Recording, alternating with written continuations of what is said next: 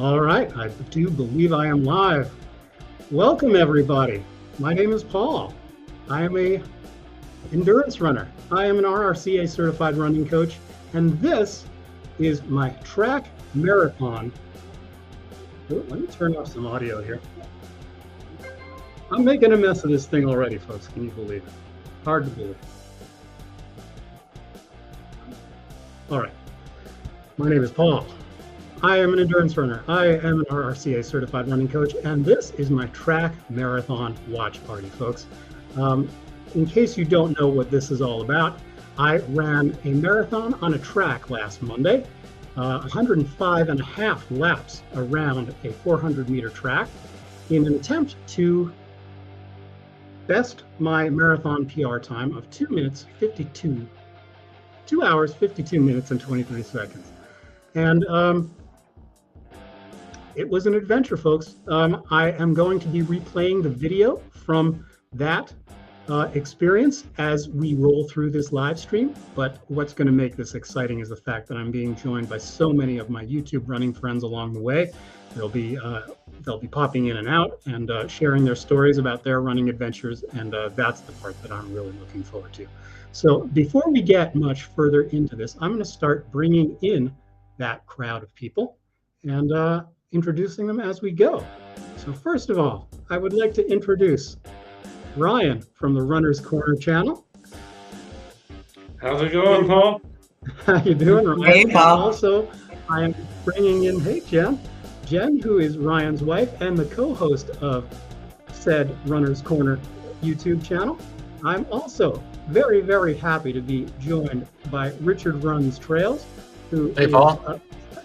How you doing, Richard? Who is joining us from Texas today.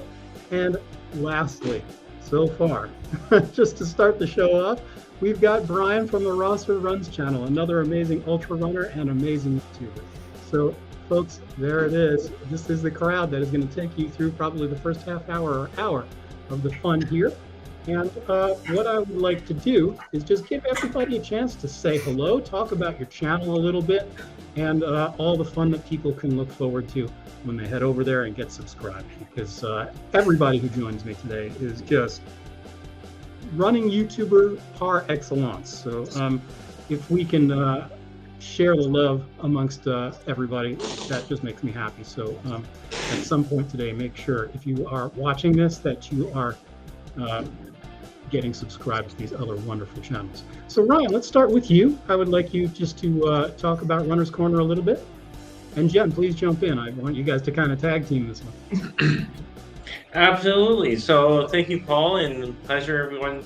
We're excited to see Paul, and we're all anticipating what the final result is of his 105 laps around the track. So Runner's Corner, what is it? Well, it's a development. It's always in development channel, turning more into a running. I think you need to lower your volume. I think you're getting feedback. Right now, as I'm working here's Susie. overseas. Here we go. And basically, what Running Corners is, it's just we're running ventures, doing things outside of the box. I'm currently right now in Prague, doing some stuff over here in Prague, and right now I'm living in Berlin. So I'm on a weekend adventure, and just kind of escaping the city a little bit. So yeah, and my background and my stories, I lost 206 pounds through the sport of running, and haven't looked back and just pushing forward. So that's enough about me. I'll let her talk for a while. I guess that's that. Ryan and I got married in the last year. I come from a more sprinting background instead of endurance and soccer background. These are all Ryan's running medals right here. So while he is living in Berlin right now, I'm here in Raleigh, and I help support him with the channel. Super cool, and you guys do such a great job. I love. I have to say, my favorite thing about the Runner's Corner channel are your interviews, because you guys have a great way of just putting people at ease, and you guys are like markedly different personality types. So it's so great when you guys interview people, you bring out different sides of people, and it's like kind of like you keep everybody surprised with what you get out of your guests. So it's very exciting stuff. And thank you guys for being here today. Brian, if you don't mind. Yeah, you guys are on. So, Ryan, I'd love for you to talk a little bit about your channel and all the fun that you've been up to lately.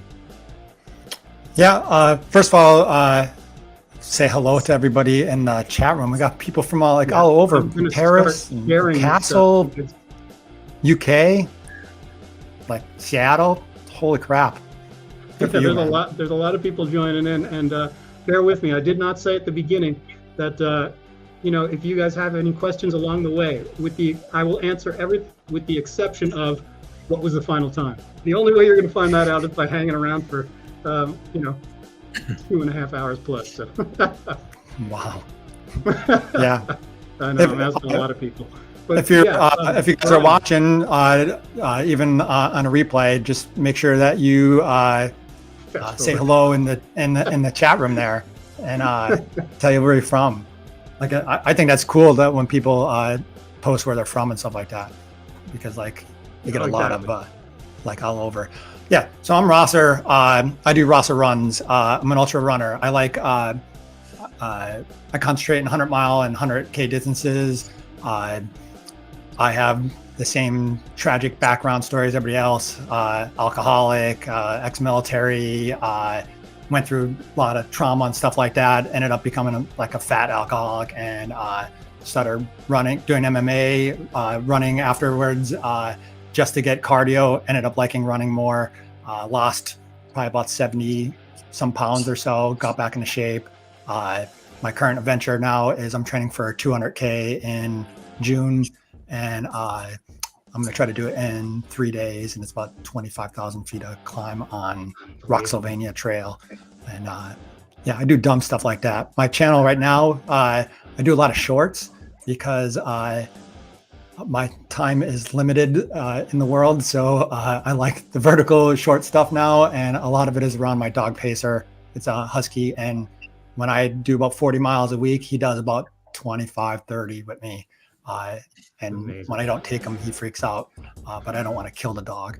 But the channel, a lot of the viewers like the dog more than me. So he gets a little bit more airtime. I like you both the same. How about that? Or, your dog is awesome. It's Pacer, isn't it? Pacer, yeah. That's my dog Pacer. I thought that was pretty appropriate. Super cool. But cool. That's me. Hello, everybody. Come visit. Absolutely. Everybody go get subscribed. I'll keep saying that throughout this show. These channels are super awesome running channels. So you will not regret getting them into your daily feed on YouTube. Now, Richard, I would like you to introduce yourself and talk about your channel a little bit. And then we're going to get to Susie, see if we can get her added in again. And then it's going to be time to start the actual video of the replay from the actual race. Okay. Yeah. Good morning, everyone. I'm also, excuse me, I'm also an ultra runner. I'm based down in Texas, so running the rock gardens down here. My channel has morphed a little bit. I've also into body weight exercising, like burpees, weightlifting. I do a lot of weightlifting live streams. Just have fun, chatting with friends and meeting new people. But like Rosa runs, I also focus on the 100K, 100 mile. My next race is Cruel Jewel, which is later this month. And just have fun. I kind of consider myself an adventure jogger, kind of like the podcast Adventure Jogger. So I just get out there, there's a lot of project management and long ultras, and just have fun, try to finish. I'm not out there to win. So but you do amazing things. Man, it just, you and Brian just blow my mind with the ability to live through miles that go on and on and on. Running fast is dumb as well, just to let you know. So you think the thing that we do but running really fast, that's a no. Yeah, Paul, soon we're gonna pull you into the tribe soon.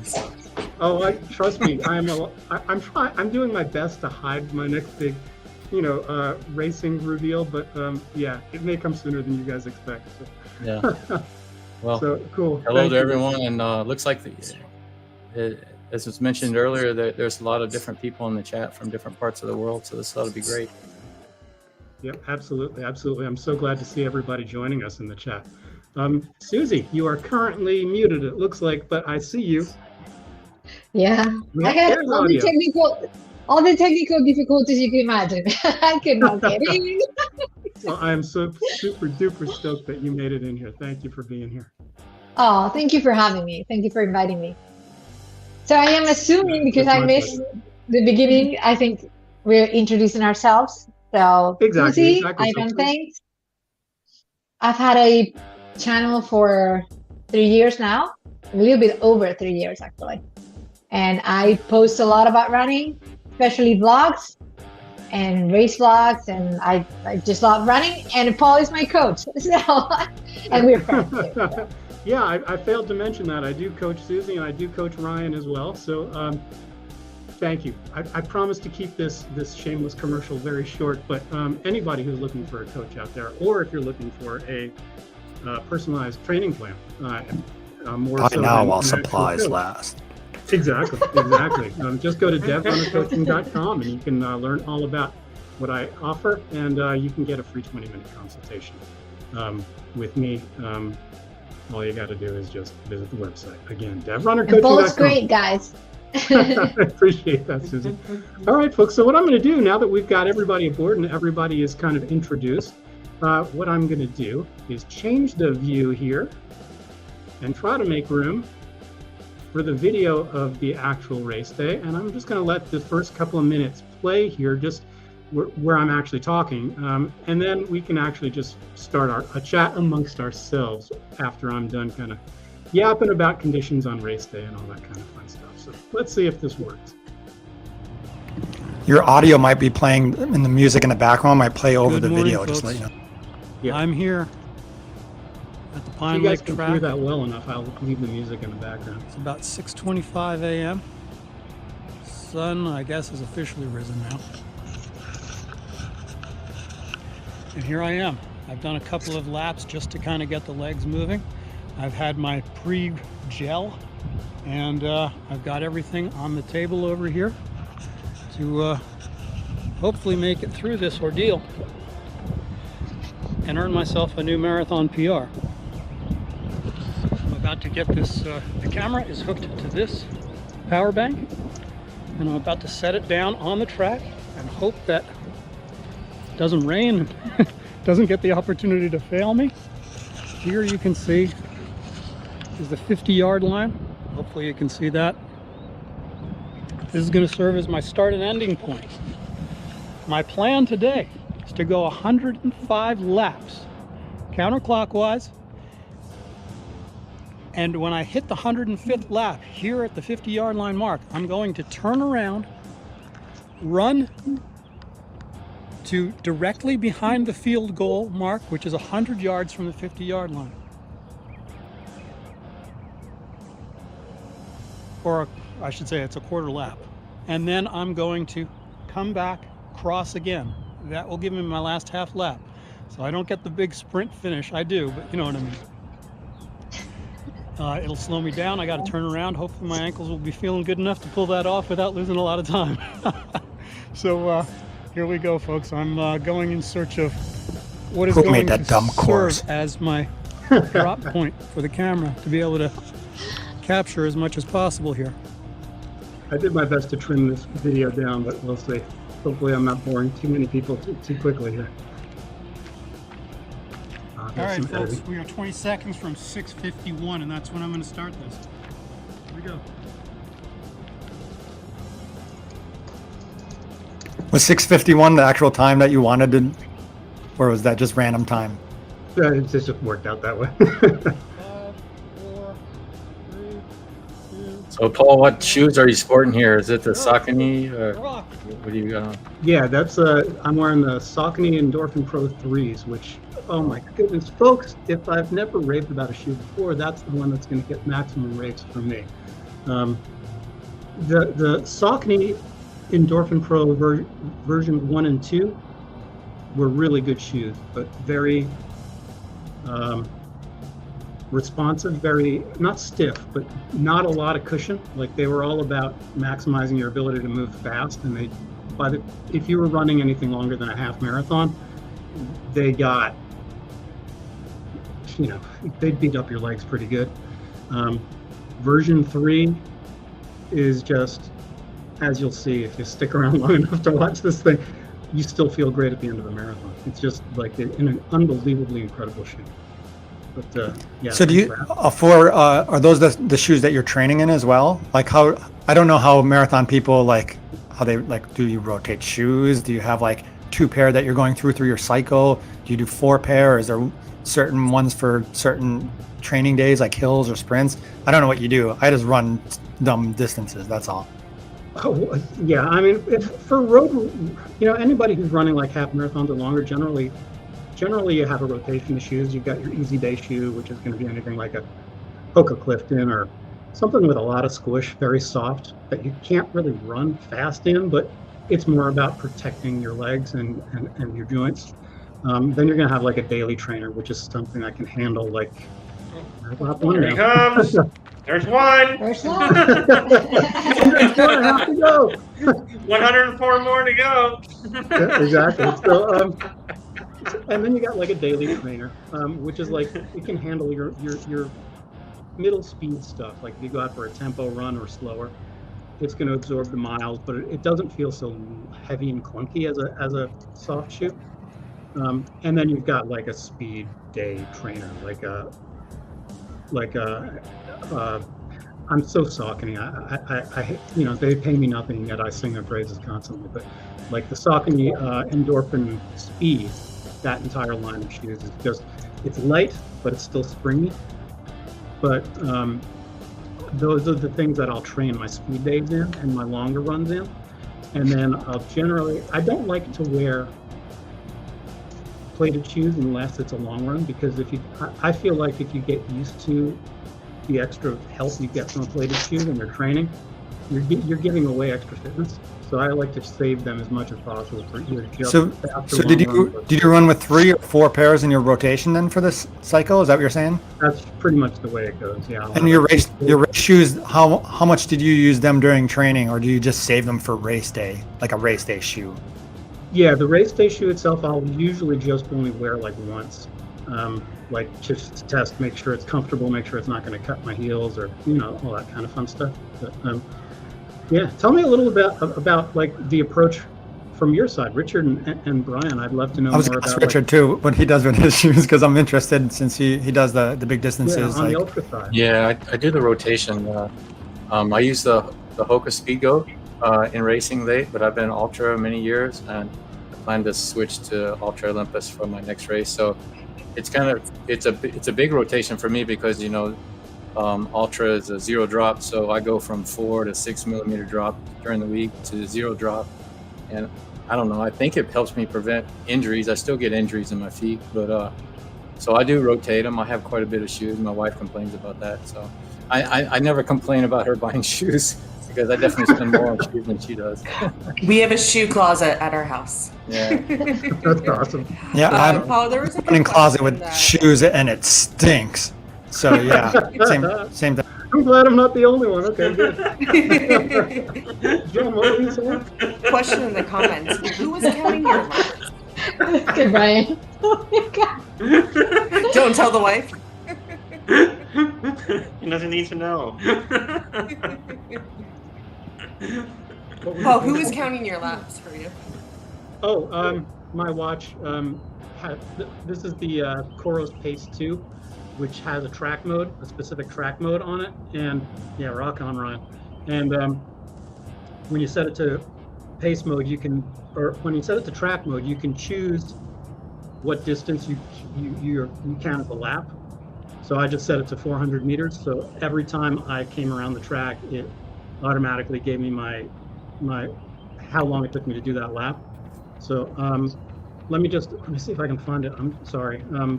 I want to take the opportunity, everybody, if you're in the chat, I can see we've got 22 people watching live along with us right now. If you've got questions and comments, please drop them, become part of the conversation. Tell us what you want to hear from anybody who's part of the panel here. We have this, sorry, I'm having trouble dealing with this thing, but Ayapa, who is another one of my running clients, an amazing runner who has already gone sub 90 in the half marathon and is chasing a sub 3-hour full marathon.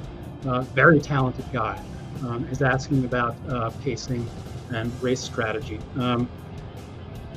The only strategy I had going into this IAPA was to try to break 2:52:23. So I know I needed 97-second laps.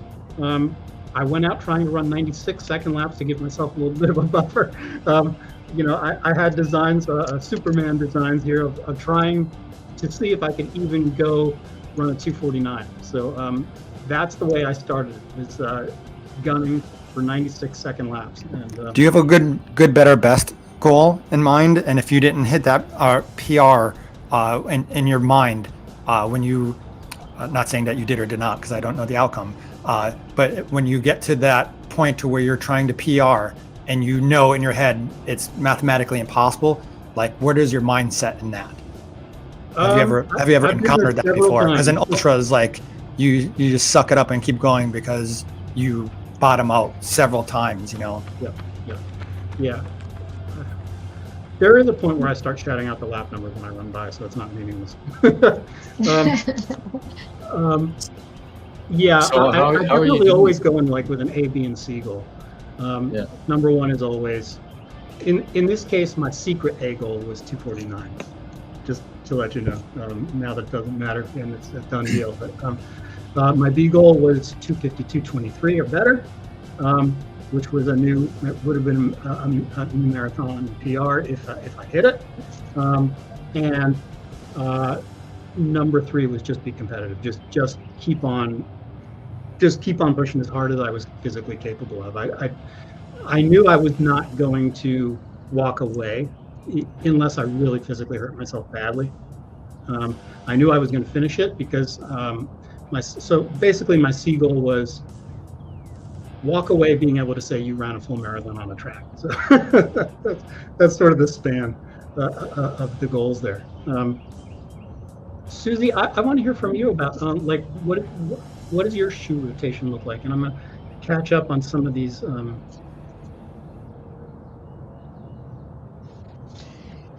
Yeah, so I actually like the endorphins a lot as well. Oh, that's so I have the Endorphin Pros. I just ordered a new pair for my husband. Asked me what do you want for Mother's Day, and I said I'm a runner, so I need more Endorphin Pros.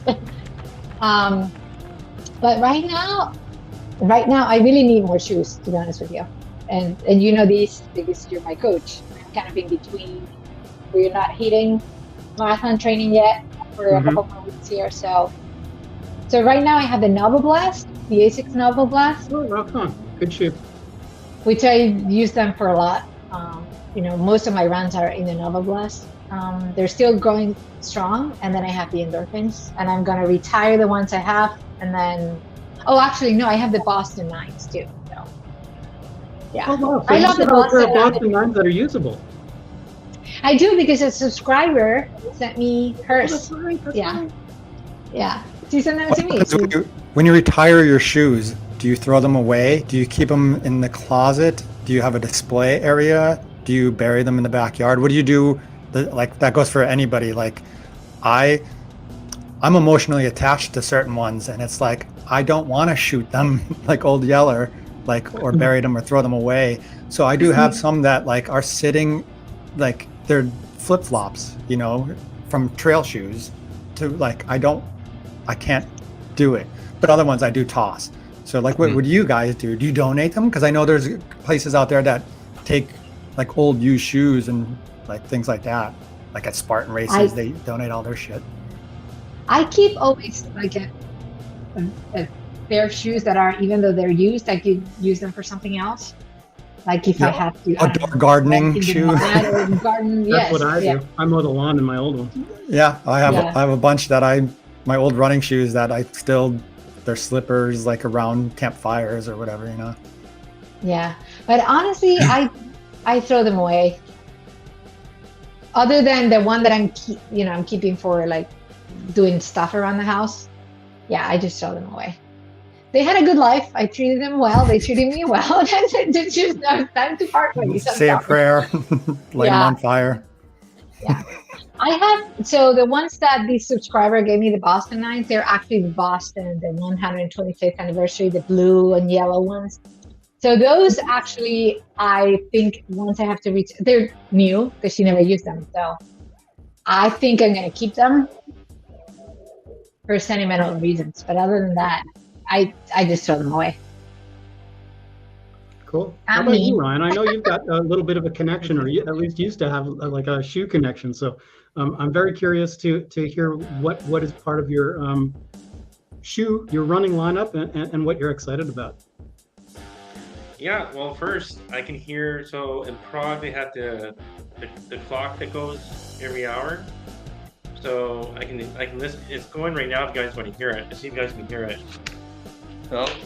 I don't think we'll be able to, Ryan, but maybe. Let's see. Ryan, tell them what's going on. He's on a mission. Yeah, for those of you who don't know, if you weren't here at the beginning of the live stream, Ryan's in Prague right now, so we should be about to get a pretty cool view. I turn my head like I'm listening. So I need to know, why are you like traveling, like not why? Like how can you? I'm assuming. I would tell you, Susie, but I'm not allowed to divulge where I'm at right now. You would have to kill me. Is that the situation? But Ryan, tell them what happens to be tomorrow as well, while you're in Prague. Not just by coincidence. Oh yeah, the Prague Marathon's tomorrow. There you go. I didn't realize there's a marathon here tomorrow. I'm like, oh, there's a marathon. No, he's not running, but it just. You can cheer. Yeah. For me, Susie? You could cheer, she said. If I'm engine runner right now, so if my foot was behaving itself, I'd probably be entering it right now. So unfortunately, I'm going to be on the sidelines, maybe watching it tomorrow. So my shoe rotation, well, I'm kind of getting into some of the European lineups right now because I'm getting things accessed to me that I normally don't get back in Canada or in the US, and I have a loving, supporting wife who lets me indulge a little. Very handy to have a wife who's also a runner, isn't it? That's awesome. Yeah. So right now, for my long runs, I'm using the On Cloud Surfer, which is this one right here, actually. And I brought them with me, and they're a pretty amazing shoe. They're very lightweight. Puma, the DD8 Nitro 2s I've been using for track. Very cool. I like them a lot. They're good. And for race day, I have been in the Tempest, and also the Hoka Arahe 6s are also a favorite right now because I have a coordination problem. So it's a great stability shoe. So is the Tempest. Yeah, I'm tending to stay away from the carbon fibers right now. I feel unless you're an elite runner or going, for what you're paying for them, I don't buy into the hype. I think there's a lot of thing about, there's a lot of great shoes, and before the carbons came out, everybody was running marathons without carbon fiber plated shoes. So there's, that's a wise man. Matt told me that. So. Gotcha. Cool. Yeah, and if I may interject, I have always PR'd in my Boston 9s, always. Yeah. So. It's amazing. My 252.24 that I ran in 2019 was running just a regular old pair of Saucony Zealot 3s. Just good old-fashioned EVA, and there I am running. You are fast right now, like it's like. You speed up when you. I don't know, but somewhere if I'm going by memory, it was somewhere around lap 16, 17 in there that I started shouting it out every time I went past. So we should be getting a. Did you have a ritual after a while? Like I know, because I do like a lot of loop stuff, and like because I have my 24-hour races and stuff that I do that are on loops. to where I know where this tree stump is. I know where this one rock formation is. Oh, yeah. And like, I have certain times that, I'm 10 seconds behind or early on this loop. And like, there's like different ritualistic things that go on. Like mine is throughout like a whole 24 hours, but I'm sure it's the same type of, you're running fast and it has to be like, prospectively just as terrible. Yeah, Brian, let me tell you that, like, in the video that you're watching, it stopped raining about 3 or 4 hours before I got out there that morning. So there were puddles all over the track because this is a concrete track that you're looking at. I was supposed to run the day before at a really nice track, but it was thunderstorms all day. So I had to make a last minute decision to push it back a day. And this was the only track available to me. So when it rained, it was puddles everywhere. So every time I went around, I could actually see the micro difference in the amount of water that had evaporated since the last time I went around. So I was actually just watching. I was just keeping myself busy watching the puddles shrink as I went around and around. Well, Paul, thing. I know you're I'm not sorry. sharing your time, but how is the impact on your body versus being on a track? Like, how did it feel the next day running that long on a track versus, on a marathon course? That's a great question, Jen. And I'll tell you what, to harken back to what I said earlier, the magic of the Saucony Endorphin Pro 3 is that anybody who's ever run a marathon will know exactly what I'm talking about when I answer to you. By later that evening, when I got home, I showered up and I went back downstairs. I walked straight down the stairs. I didn't go down sideways. That's how great those shoes were, that they preserved my muscles and my legs and my joints. That I was, by 48 hours after this, by Wednesday, I was like normal. I felt fine. And that is a very different from the usual experience when it comes to running a marathon. Usually you're like in massive amounts of pain for at least 72 hours. But yeah, I felt So you're saying it was really less good. wear and tear on your system running on a track than a normal marathon course doing this? Well, running on a normal track, yeah, but because this is sort of like tarmac here, I was still up against road conditions. But I'm convinced that what made the difference was the shoes, like just magic shoes. I just just absolutely love them. Well, I didn't know if you would feel pressure from going around 400 meters in the same direction, similar to what Brian was saying, and feel an impact on your foot after that. Yeah, a lot of people do worry about that, and a lot of people, when they're doing longer track experiments like this, will reverse direction every 10 or 20 laps, something like that, just to keep the pressure on your muscles and your joints evenly distributed. In the weeks leading up to this, I did do one long run of 80 laps, and then I came back the weekend after that and did a 72 lapper, and I did them both all going in the same direction, just because I wanted to see if my body could put up with it. Because I knew, because of the limitations of the way I was going to film this, I didn't have a camera facing each direction, so that if I reversed my direction, I didn't want to have my back turned to the camera every time I flew by. So I really wanted to be able to run in a single direction the whole time. So the 80 lapper went well, the 72 lapper went well. I didn't feel anything weird, like any differential between the legs afterwards. So I just decided I was going to just go for it, all counterclockwise.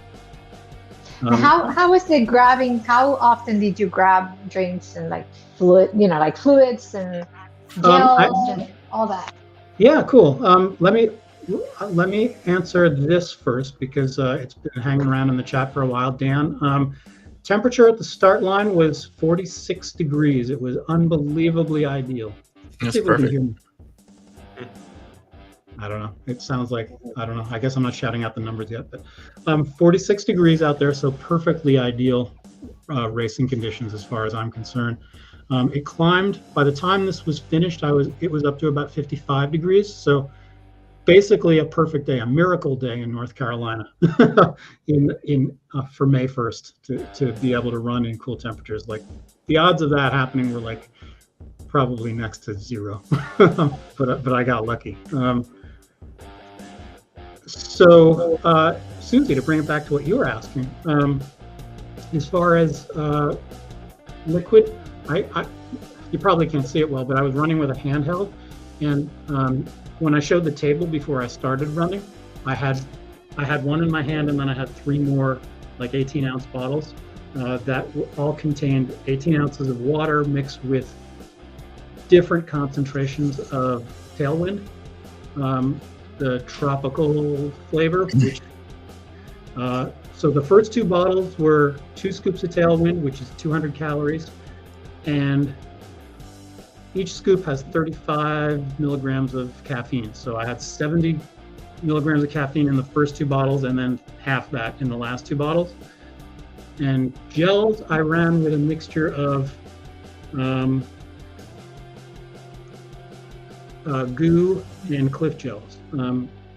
Before the race, when I did 2 laps to warm up at the beginning before the race actually started, just to loosen my legs up a little bit. And during those 2 warm-up laps, I took a Cliff gel, the mocha flavor, with 50 milligrams of caffeine. And then every 4 miles, approximately, like every 16 laps, I gelled again. And so I took, I think, a total of 7 gels on the day. Okay.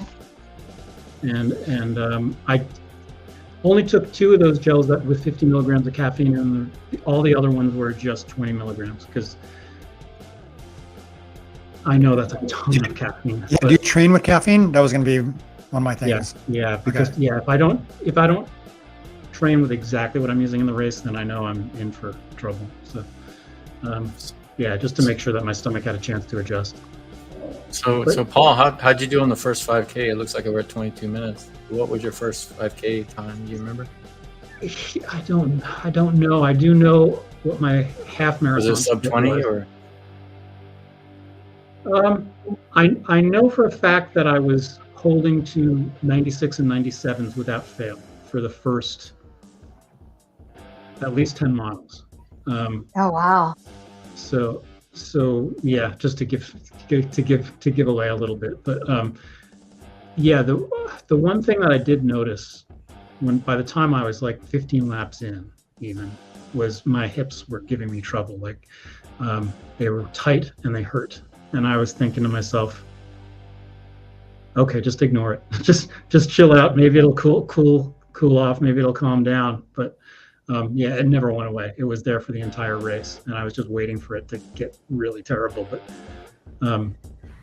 I will give away the fact that I finished. All right, we're definitely in for the full 105.5 laps here today. So did you ever think you were not going to?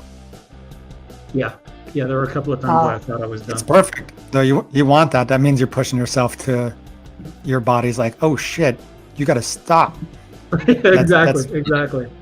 Yeah, it's funny because like I would love to get your guys' opinions on the way you approach every length of race. How do you? I have a question though. Does everybody else use Tailwind? Like Richard, especially you, like for your ultras and stuff like that?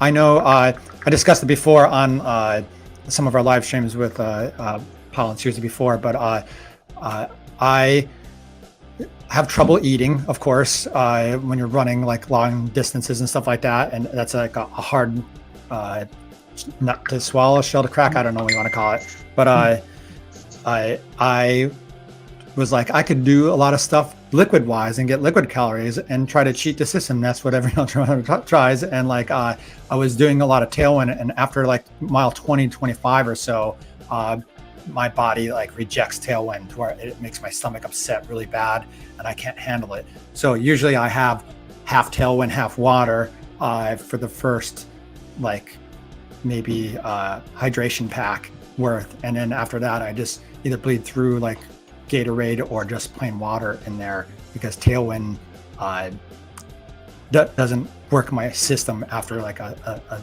certain distance. I was just wondering if that's the same for other people. Is that the type of, do you take in liquid calories like that as a sprinter and not a distance runner? Or, you know, I have a million questions. Like it's cool to talk to everybody. How you doing? I started eating earlier in the ultras now. I used to do only liquids during the day, and at night I would, eat food. But I found that works better for me, and I'm actually not a big fan of Tailwind. I drink it a lot at races. I just drink whatever they have. So, one of the race directors uses V Fuel, some use Hammer, some, whatever. I actually prefer the Gatorade when I'm doing my own training, unless I'm testing a product. Like I just tested the BPN product on my channel. I'll drink. I'm not too picky, but during races, I kind of do what you mentioned. I'll drink one bladder of whatever they're serving hydration wise, and then the next one will be water, because I get sick of drinking the same thing over and over. But I found I had better success. I stopped taking salt pills, which I did for years, and I just drink. I rotate the hydration, and I eat earlier. I start eating during the day, and I've had my best luck that way, because I found that, say, after 15 hours or something like that, I have problems swallowing the whole food. I have to chew it up really small, and my body starts rejecting it. So I kind of do both the whole race now. So yeah, I utilize the aid stations in ultras, and I eat depending on where my cravings are, like sugars or like salts or whatever. Because at ultras is a little bit different than the marathon people. Like we have shots of Fireball and stuff, or quesadillas at times in the middle of the woods. Some of the stuff is super strange. And you're like, whoa. And it's like a big party atmosphere, just like marathon stuff. But like I try to eat and utilize the aid stations and force myself to eat something. And it might take me, and I take a to-go something, peanut butter and jelly or handful of something, and I try to eat it. And sometimes to chew like a banana might take me like 2 miles to get it and swallow it, because your brain is like, no, this is dumb. Stop what you're doing, and you have to like force feed the calories in. So I was just wondering what people are doing other. If Tailwind was like the thing to do. I do Gatorade a lot as well. So yeah, in training I use Gatorade a lot. But yeah, Susie, I'd love to hear what you're using. I know it's been changing quite a bit lately. Yeah, so I like Tailwind a lot, or like before the race. But if I am drinking it during like a long run or race, it upsets my stomach. It's because I started incorporating it lately, so maybe that's why I have to get used to it. But yeah, it makes me burp, and it makes my stomach like, I don't know. We're runners, so we can share. Gassy. So Exactly. I don't like the feeling at all. Whereas with the goo, I guess it's because I've been running 6 years and I've always used goo. It never makes me feel heavy, or it just goes to my system, and I feel the kick of the sugar really quickly from the goo. So when I'm having it, it's just, I don't know. It's probably that reward, like with dogs when you give them a treat because they did something good. Like I'm running fast, I take the goo, and it's like it's my reward. Sugar, or something. I probably associate, yeah. So, cool. So I love it. Even other gels don't make it. Maybe you should ring a bell every time you take like a goo, and then you could just ring the bell. Or use maybe you'll get the same endorphin type. Yeah, like. Yeah. Cool, Ryan. I know that your fueling strategy has changed quite a bit in the last couple of months as well. So yeah, I'd love to know what you're doing. Well, listening to what my coach is telling me to do. Great answer. I don't know what else to tell you. So I've been doing the same with the Tailwind. Now I can't get Tailwind here in Europe, so I've been using Morton over here. Cool. Can't go wrong with that. Yeah, so Morton's good. So it seems to be working, and so that's what I'm doing. Is Tailwind like American based? Is that only like in the US? Tailwind? What's that? Is Tailwind just US based? I know they're. I haven't found it here. I don't know if they're available over there. Yeah, I'm not sure if I can get it online. I haven't checked to see if maybe Amazon has it here or not. But it's Germany in itself is different. Like they have different things in their stores and stuff like that. There's stuff I've never even heard of that they're using over here. But Morton, I was like, okay, I'll try with that. So that's working well. And Trying to stay away from all the German food, which is great for you. Not great for you, but I gotta say that's gotta be pretty heavy if you're a runner. it's like they put potatoes in everything over here. It's like, well, let's put some potato on it. Let's put some more gravy on it. Let's put some more potato on it, and then maybe make a big slab of meat, and then there you go. And it's funny, like, okay, because where's the salad at? Potatoes, that's good starch, so that's good energy source. But, yeah, So I just did a quick gravy Google gotta change search. things up a little bit for the work. I just did a quick Yeah, go, Google Jen. search, and it seems like the inventor or owner of Tailwind started it after the Leadville 100 mountain bike race, which Right, because I thought it started out as a biker thing, and that's why I thought it would be a European type drink, not an American type thing. Look at you right on the computer. Good for you. Good job. I tried. That's how Hammer got started too. Is just like this thing. Any research questions Jen can help you out with? That's another I can't answer the I used to use nutrition that a lot. questions.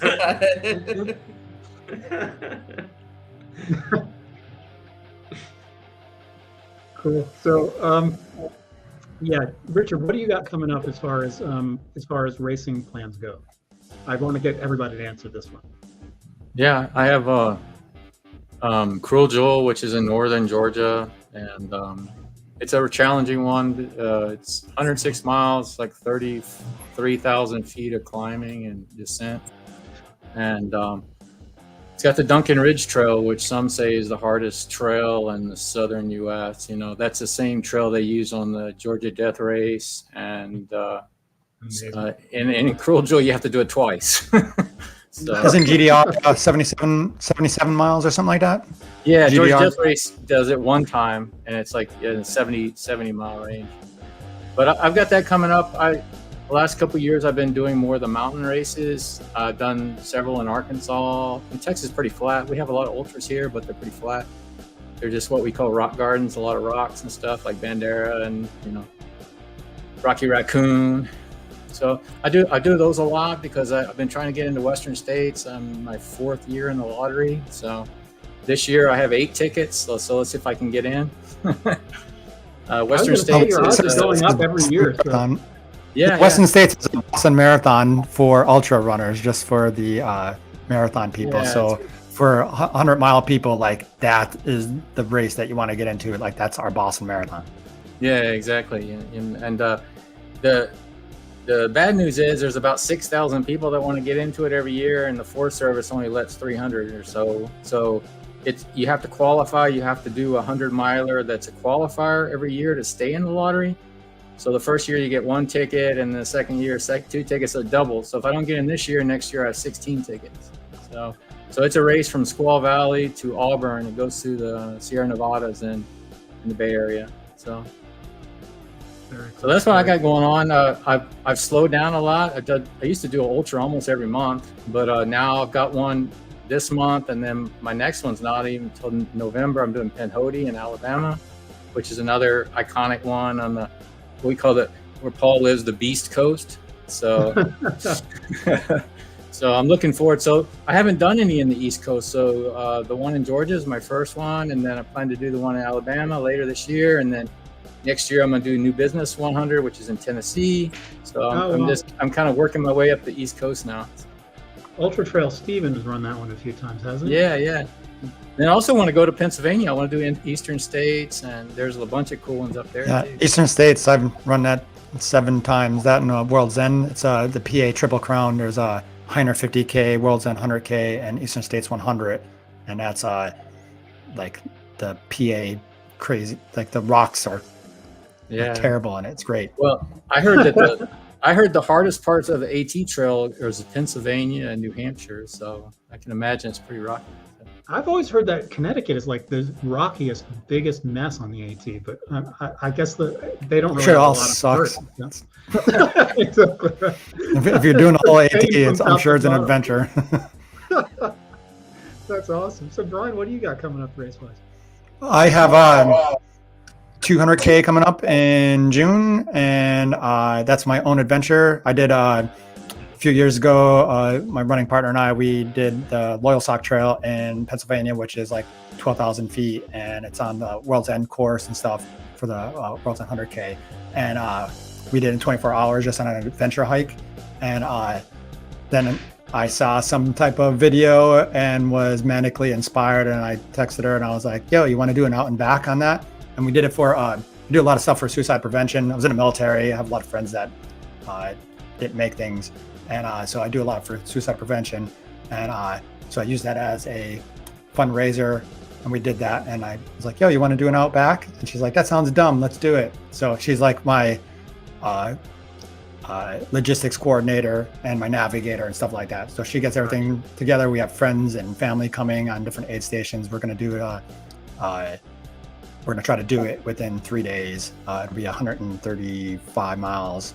And then in July, I have my 24-hour event that I do 3 miles every hour on the hour for 24 hours. So it's 75 miles. And that's for suicide prevention. And raised about 10 grand doing that so far. And random people come and they walk with strollers or whatever. It's in country land, like rolling hills. Like the 75 miles is like, I think 9 or 10,000 feet of gain.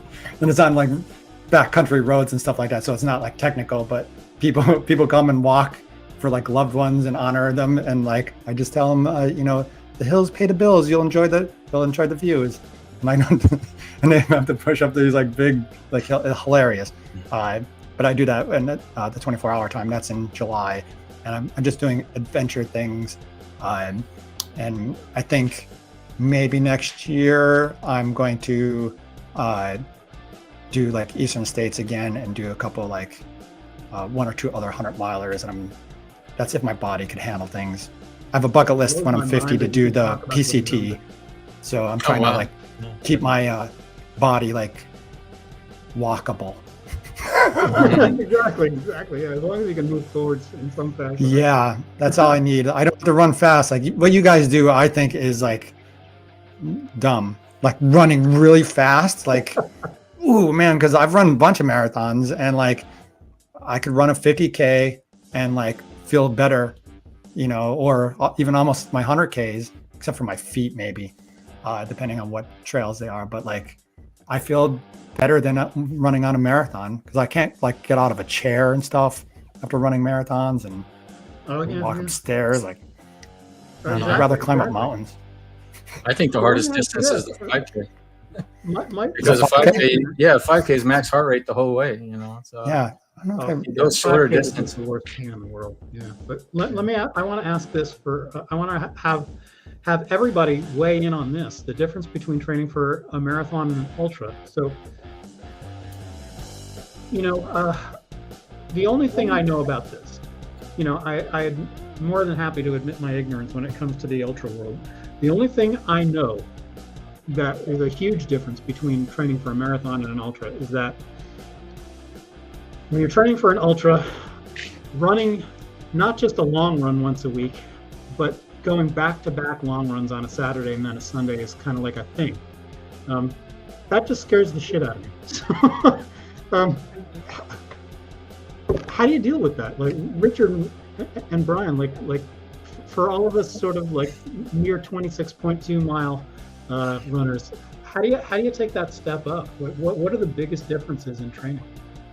Yeah, I lean on my lifetime miles. I mean, I've been running for 30 years. I've done over 25 road marathons, and I was in triathlon, duathlon. The running part's the easy part. In ultra, it's the cross training. I lift weights every day. I'm doing burpees. Right now I'm doing 200 push-ups a day this month, getting ready for Cool Jewel. I'm 200 a day because when I first started ultras, my first 100-miler was in Javelina in Phoenix Desert.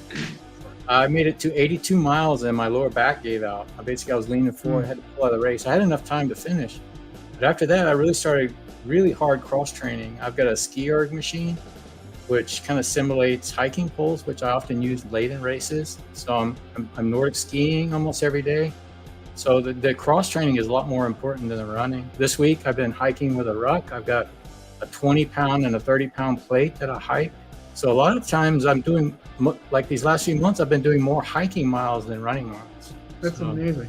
That's amazing. So, Brian, how do you approach this? You're sitting here naming off had all these 100+ mile races. Yeah, well, Richard seems a little bit more in it to win it on the running end. I do cross train. That is a hard lesson to learn because I don't think you could just do it on running alone. For your body to be able to last that long, or it'll snap in half, just like he was saying. It's difficult. But after, like, my training stuff is more therapeutic because I have like crazies and stuff like that. So like when I run, it's therapy miles. So I don't look at numbers the way that all you guys look at numbers. I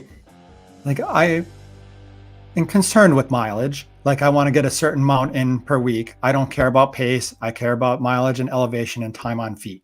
And the elevation, now that I live in city area, I used to get 1,000 feet or 100 feet per mile. So I would get like 1,000 feet on average run that I would do. Now I'm getting like 200 feet. So I have to, I do like a lot more weights, and I do a lot more stretching, like yoga type stuff, because my body is turning into Lego pieces. And one of these days it's really going to crash all over the place because I have glass ankles to begin with, just like every other trail runner. This is way before trail, so it doesn't destroy your ankles and knees if you take care of it. But I was injured way before. I had bad ankles and knees. But like I look at running as just a number, and those long distances are like, oh yeah, I could probably get in like a 20 mile and a 15 mile. And Richard probably has things down to the science. Mine is more, I F off and just do my own thing, and then do stupid adventures and mind over matter it, which is very unhealthy and like not the right way to do it. But I have a good support team that makes it all fun and doable. And I do mine in a different way. I'm sure Richard does his the right way. actually, I think of it just as an aid station at a time. Like, yes, 100 miler is 16 10Ks. And I really think of a 10K at a time. And I take it easy. I try to bank time. But I don't analyze the data as much. My brother's an ultra runner too, and he's always using Pacer Pro and analyzing the data. He's completely different than me. If I'm ahead of the cutoff times and I'm banking time, I'm happy. Yeah, my big thing is I'm not in a 100-mile race. I'm in it to get to the next aid station, and I even use that for my suicide prevention stuff. That no matter what's going on in your life, call me. I'll get you to the next aid station. Like, I will pace you to tomorrow. Let's just get to tomorrow, and then we'll deal with it to the next aid station. And that's like, and I have definitely reached a lot of people with my events, but like, that's the mentality that I use, that like, life is just like a race. I'll get you to the next aid station. We could walk and hold hands. It's okay. I'm not concerned about time or anything. That just seems like a very healthy attitude to me. I try. You got to convince yourself, and that's something, right? Well, having designs on going ultra, but no experience, I think anybody who's finished one is just like, I'm in awe of you guys. So I actually have to peace. I'm so sorry that I have to bail because I only had an hour allotted because I have to go running. I have a training session. We're going to do 15 miles, and I was like, yeah, I have a thing at noon. So gotcha. I have people that are going to be waiting. Thank you for the opportunity. Hello, everybody. Nice to meet all the cool Ryan, Jen, Richard, Susie. Yeah, take care, man. Yeah. So here comes Susie back in. Maybe. I've seen everybody. Peace out. Check out my channel. And if you have any questions, DM me. I've been doing a lot of Etsy stuff too on the side. Just slide. Yeah, please, everyone, go find the Rosser Runs channel on YouTube and get yourself subscribed. The guy just rocks. He's just awesome. It's just so much fun. Cool. Thank you, everybody. Peace out. Have a good time. Be safe. Have a good one. I hope you won your marathon race. Oh, thank you, sir. That was I'm gonna have to go soon too because my voice just cut out. Oh man. Okay. Well, hang on. Before you get gone, I want to give you and Ryan just a quick opportunity to talk about your channel one more time. Why does everybody want to get there, and what are they going to find when they get there? My Go ahead, love. channel. Well, you know what? I said before, it's changing the channel right now. It's turning into more an adventure channel. I partnered with Destination Marathons, and I'm doing some work with them. So there'll be a lot more content on the channel as far as travel in marathon travel specifically. So it's kind of a great way to get information, and if you're traveling to some other places in the world, and what are the logistics in Berlin? How do you navigate the Berlin Marathon and things like that? How do you get around? So things of that nature. I think that's the way that the channel is going to be geared and going in the future. Very cool. Very cool. And that's the up and coming, but if you look at the... so I'm super excited for that, and for race-wise, for me too, I'm doing and that's hopefully... I think Ryan cut out. His audio, but Jen, go ahead. No, I also want to say there's previous videos on there where we've had some great interviews, yourself included, and talking to individuals about being an Ryan, we can hear you now. Lost everybody. But there's past videos on shoe reviews, experience, and also a lot about Ryan's weight loss and the impact for that. It is an amazing story, by the way, everybody. Go get subscribe. That's all I'm going to be saying all day long is get subscribed to the people who are sharing the screen with me, because first of all, Ryan's weight loss journey and turning into a runner is absolutely stunning and amazing. You're going to want to catch up on all this stuff. Can anyone see me, or is are you guys I think we're getting an audio loop going on. Can you guys see anyone yet? Yeah, Ryan, we can see you. Can you see me? Yeah, we can see you, and we can intermittently hear you. So, we lost. It's okay, but thank you for this opportunity, Paul. I'll tune back in a little bit, but I just need to rest my voice. I've been fighting. Absolutely, yeah. Paul, as you know, it's pollen season. It's pollen season in Raleigh. Exactly. Cool, Jen. Well, we just lost Ryan completely, but Jen, thank you for being here. Everybody, get subscribed to Runner's Corner. It's just awesome. Okay, thanks, Paul, and I can't wait to see the result. Yeah, stay tuned in, and if you feel up to it, please come back in. Absolutely. Take care. Cool. Okay, bye-bye. Cool. Susie and Richard, I do have some more guests in the backstage area. I'm going to bring them in now, if that's cool with you guys. Yeah, more the merrier. Yeah. Cool. So first of all, here's Augie from Augie Silver Fitness. How are you doing, sir? I'm fine. How are you doing, Paul? Hey, Augie. Very well. Thank you for being here today. Hello, Richard and Susie. Hey. Cool. And we also have Misty from your pal Misty joining in. Let's get her in here. There's Misty. Hello, Misty. Howdy, everybody. Thanks for having me, Paul. Thank you for Misty. being here. Thank you for being here. So Absolutely. we're just going to continue the journey here as I continue running laps, continue running circles there on the track above us. But thank you guys for being here. For those of you who do not already know Augie and Misty, they are members of the Fitness Friends team, sort of a group of people that I occasionally do live streams with, and we talk about just all aspects of just being healthy. And I love the fact that we're kind of mixing worlds here. We've got Richard and Susie and Augie and Misty on screen right now. We may be joined at some point very soon from Daniela Joy as well, who has an amazing weight loss channel here on YouTube as well. So we'll get an even bigger, better picture of how you can just transform your life and become healthy and happier. So super cool. Susie, I kind of want to give you a chance to talk a little bit about, since you've got a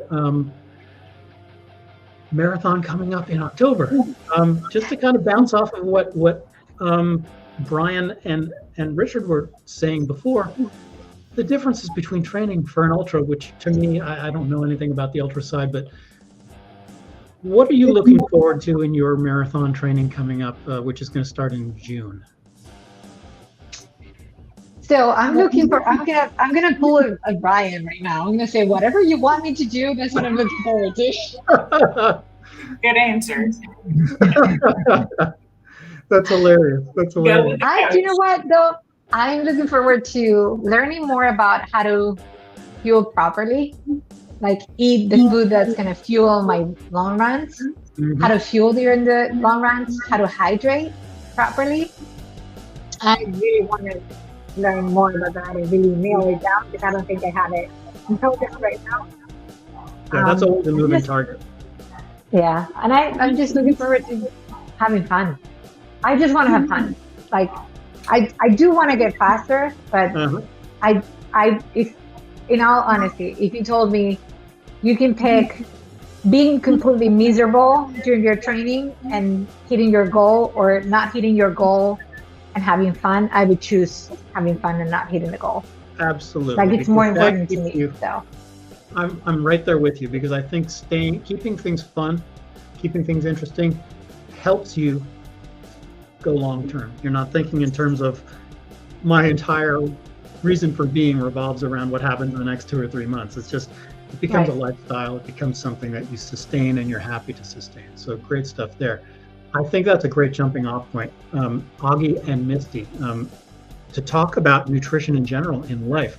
Misty can tell an incredible story, just an absolute transformation of her life. And so Misty, if you can just walk everybody who's not already familiar with your channel, first of all, everybody go and get subscribed to Augie and to Misty. Amazing channels. I don't just watch running content on YouTube. That would get boring as far as I'm concerned. I watch Misty and I watch Augie all the time because they bring something new to my experience. They bring motivation and truly unbelievable inspiration to my life.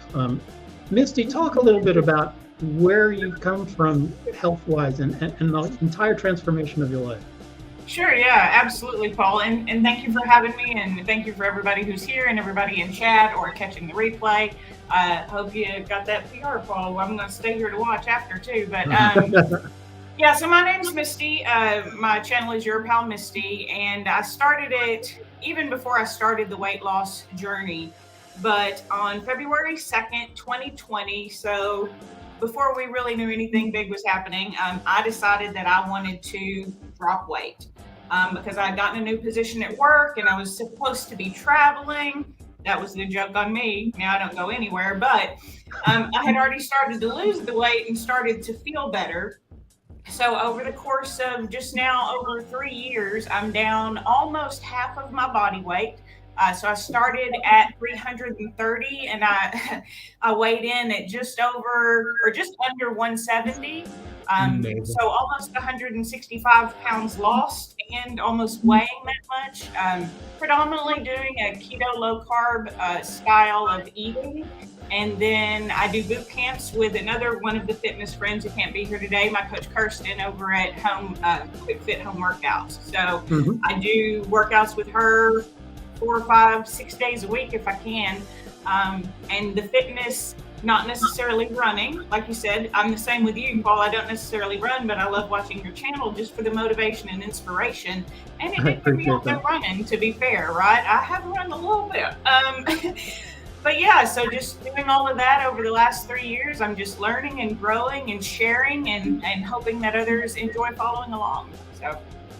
Very cool. And you do such a great job. Like, one thing I love so much about your channel, Misty, is that you're just dead honest. You know, you don't sugarcoat, you don't paint a happy picture when things aren't going well.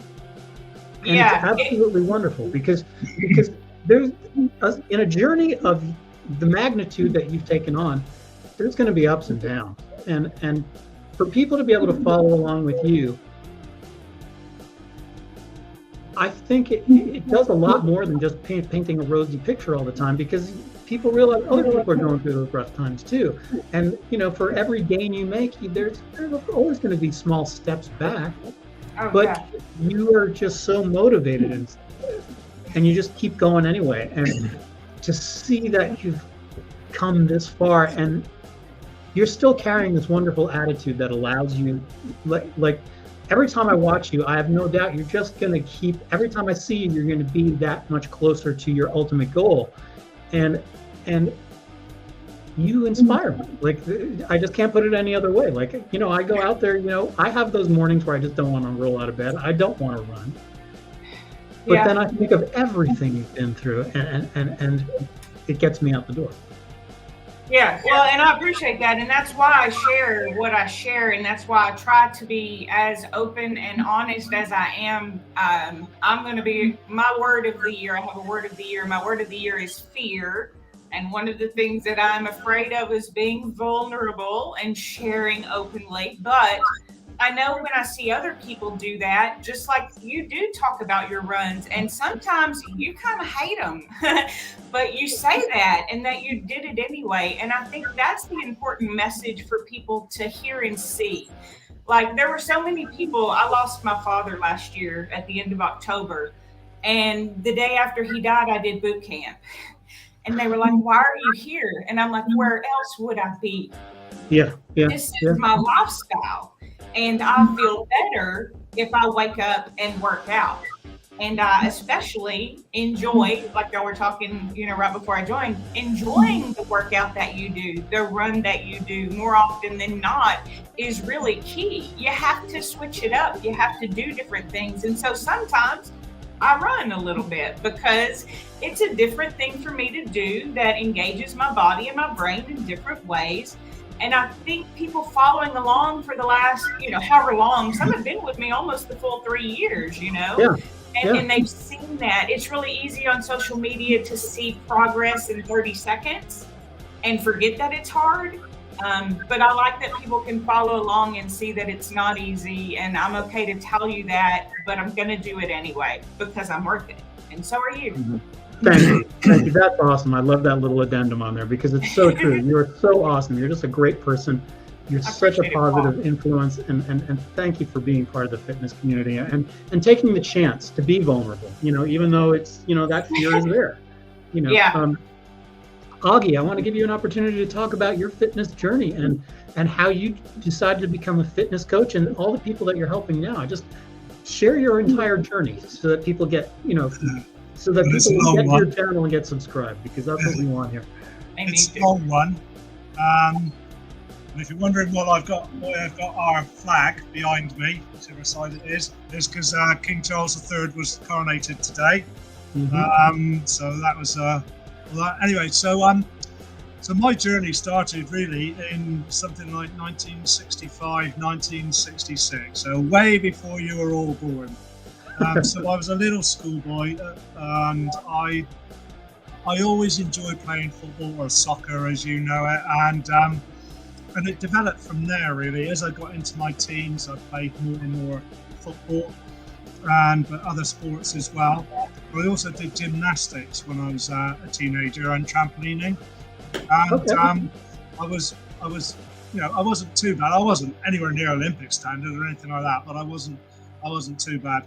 Fast forward to 1977, I joined the Royal Navy, and then soon after, you have to be fit in the military anyway. Soon after, I got into weight training. Forward to the 80s, I decided I want to be like Arnold Schwarzenegger. Wow.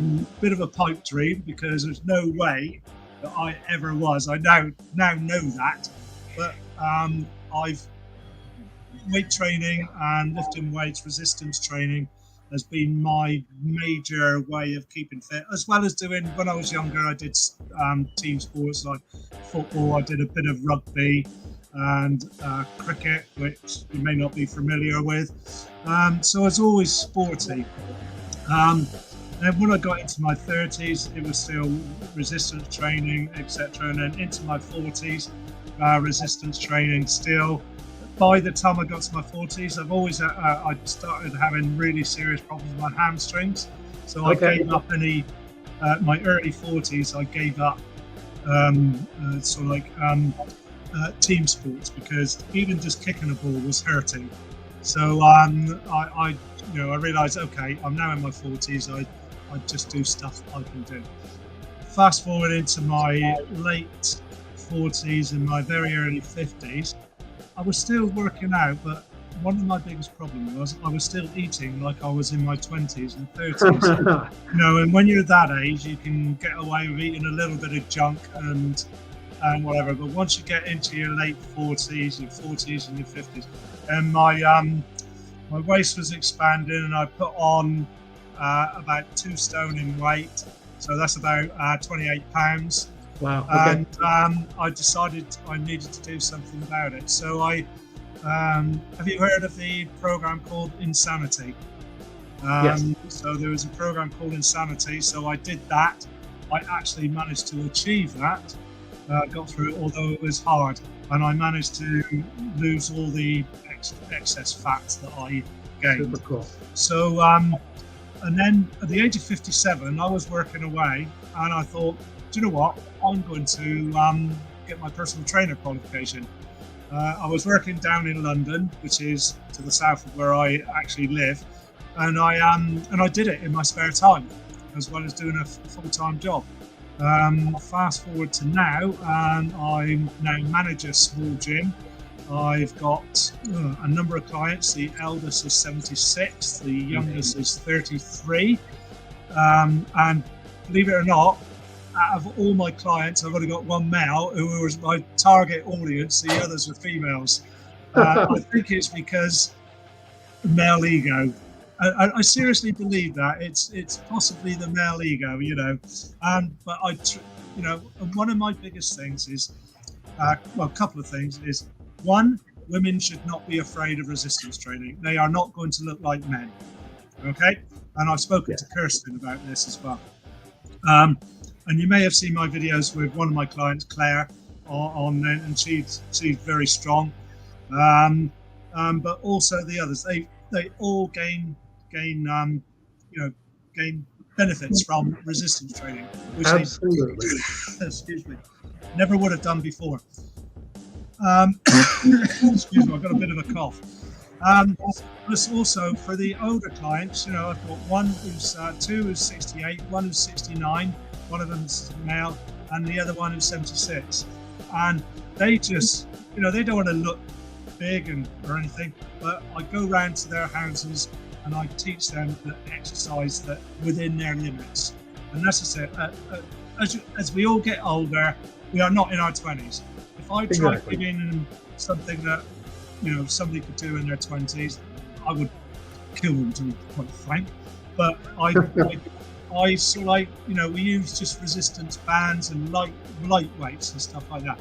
But they've all lost. One of them told me that they're going to a wedding next week, and she's lost 3 stone.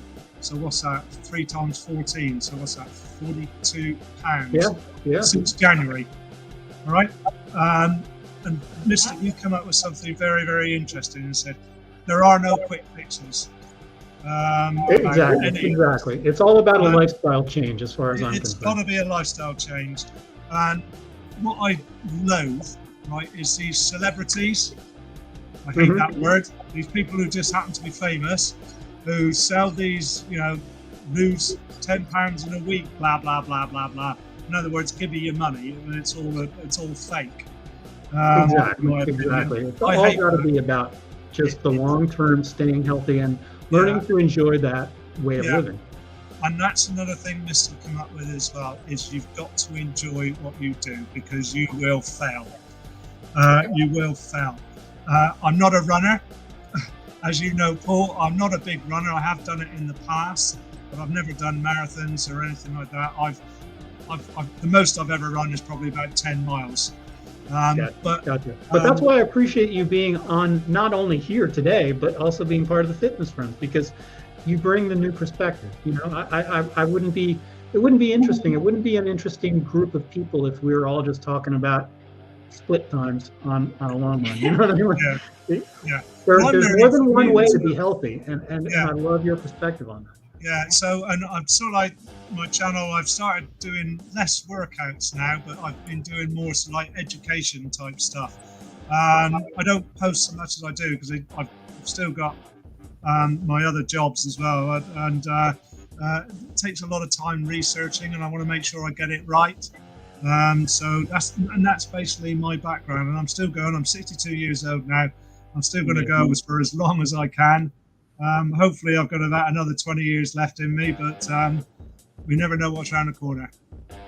Exactly, but as long as you're doing what you can to stay healthy and to be able to allow yourself to enjoy your life, that's what it's all about. Well, and one of the things that is that I have modified my eating. I do eat a lot of protein, and when I did Insanity, it taught me a lot about nutrition and the fact that you can't eat like you did when you were in your 20s and 30s, eat the junk and whatever, and knocking back the beer or whatever. You get my point. I still enjoy my life. I like a glass of red wine. I like a beer and everything like that. But it's very much modified compared to years ago. But yeah, you've got to enjoy life, and that's about it.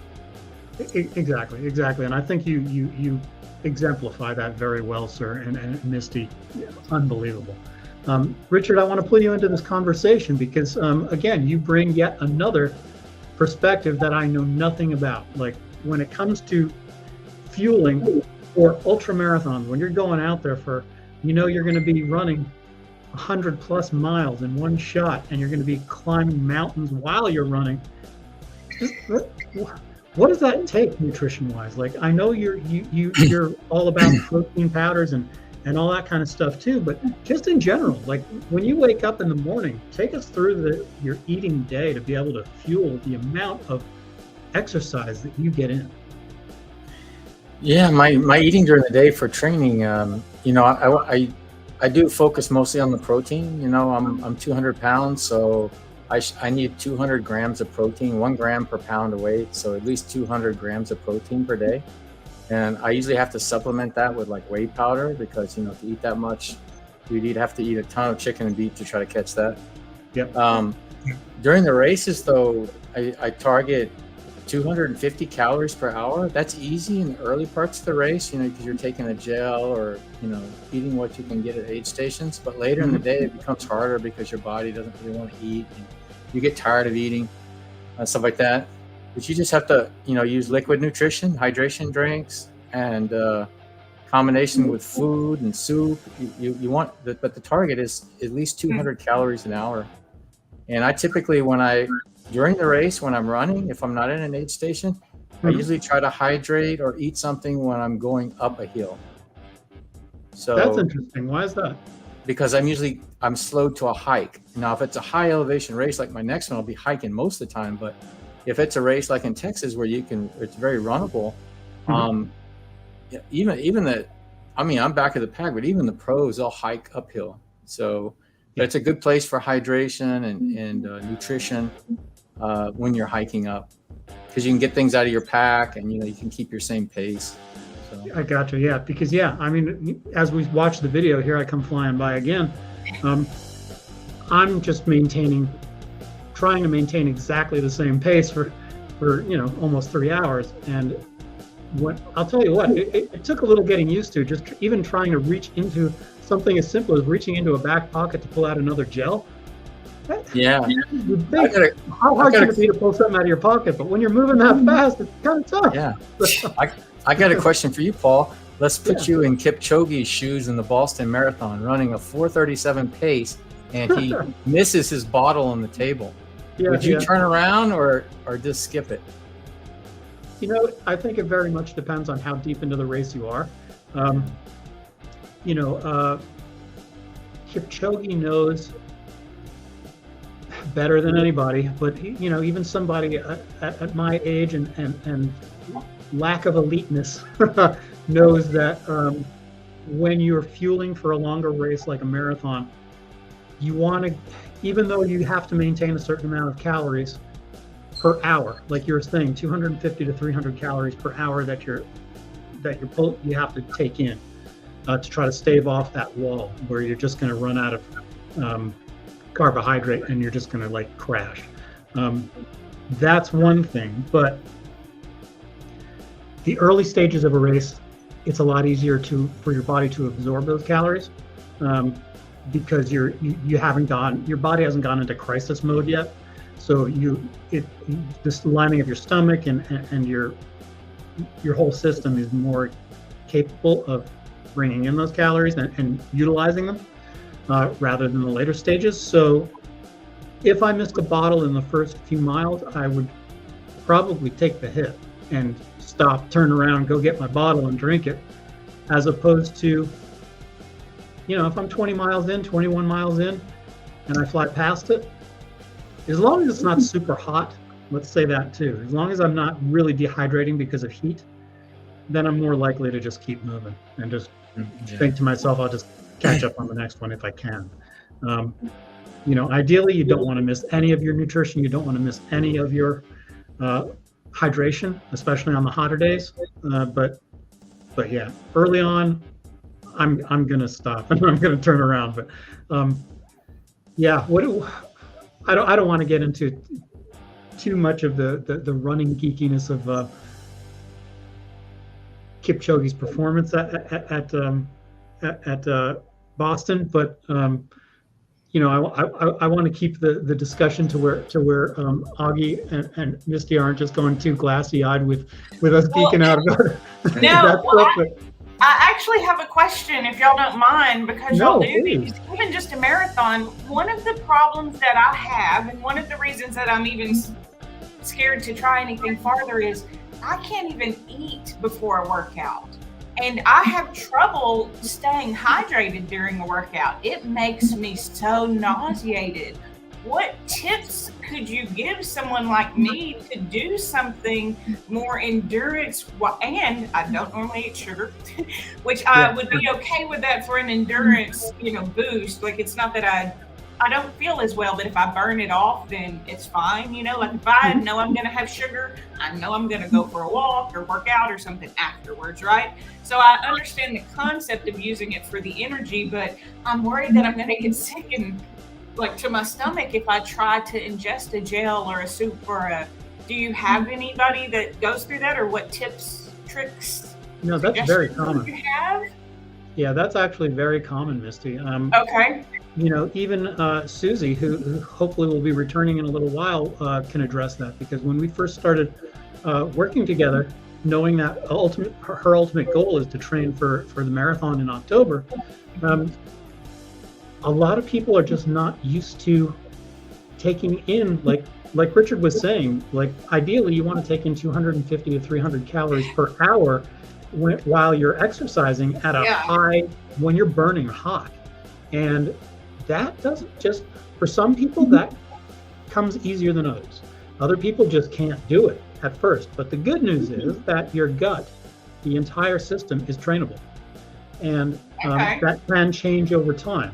Bev has a great point. Bananas, because they're a very simple sugar and a very simple carb and starch source, is something that's a lot of distance runners go for bananas, because I could again, I eat a low carb. I don't add any sugar, so bananas are not one of the things I eat. If I eat fruit, it's like blueberries, raspberries, things like that. Lower on the glycemic index for me. So, but again, I don't mind trying it for fueling purposes if I was going to do more distance. And part of the reason that I don't do more distance is I don't know how to fuel for it without getting sick. So it's just like everything else you're saying. It's you build up to it by continuously treating your body out. There are certain choices that are smarter than others, and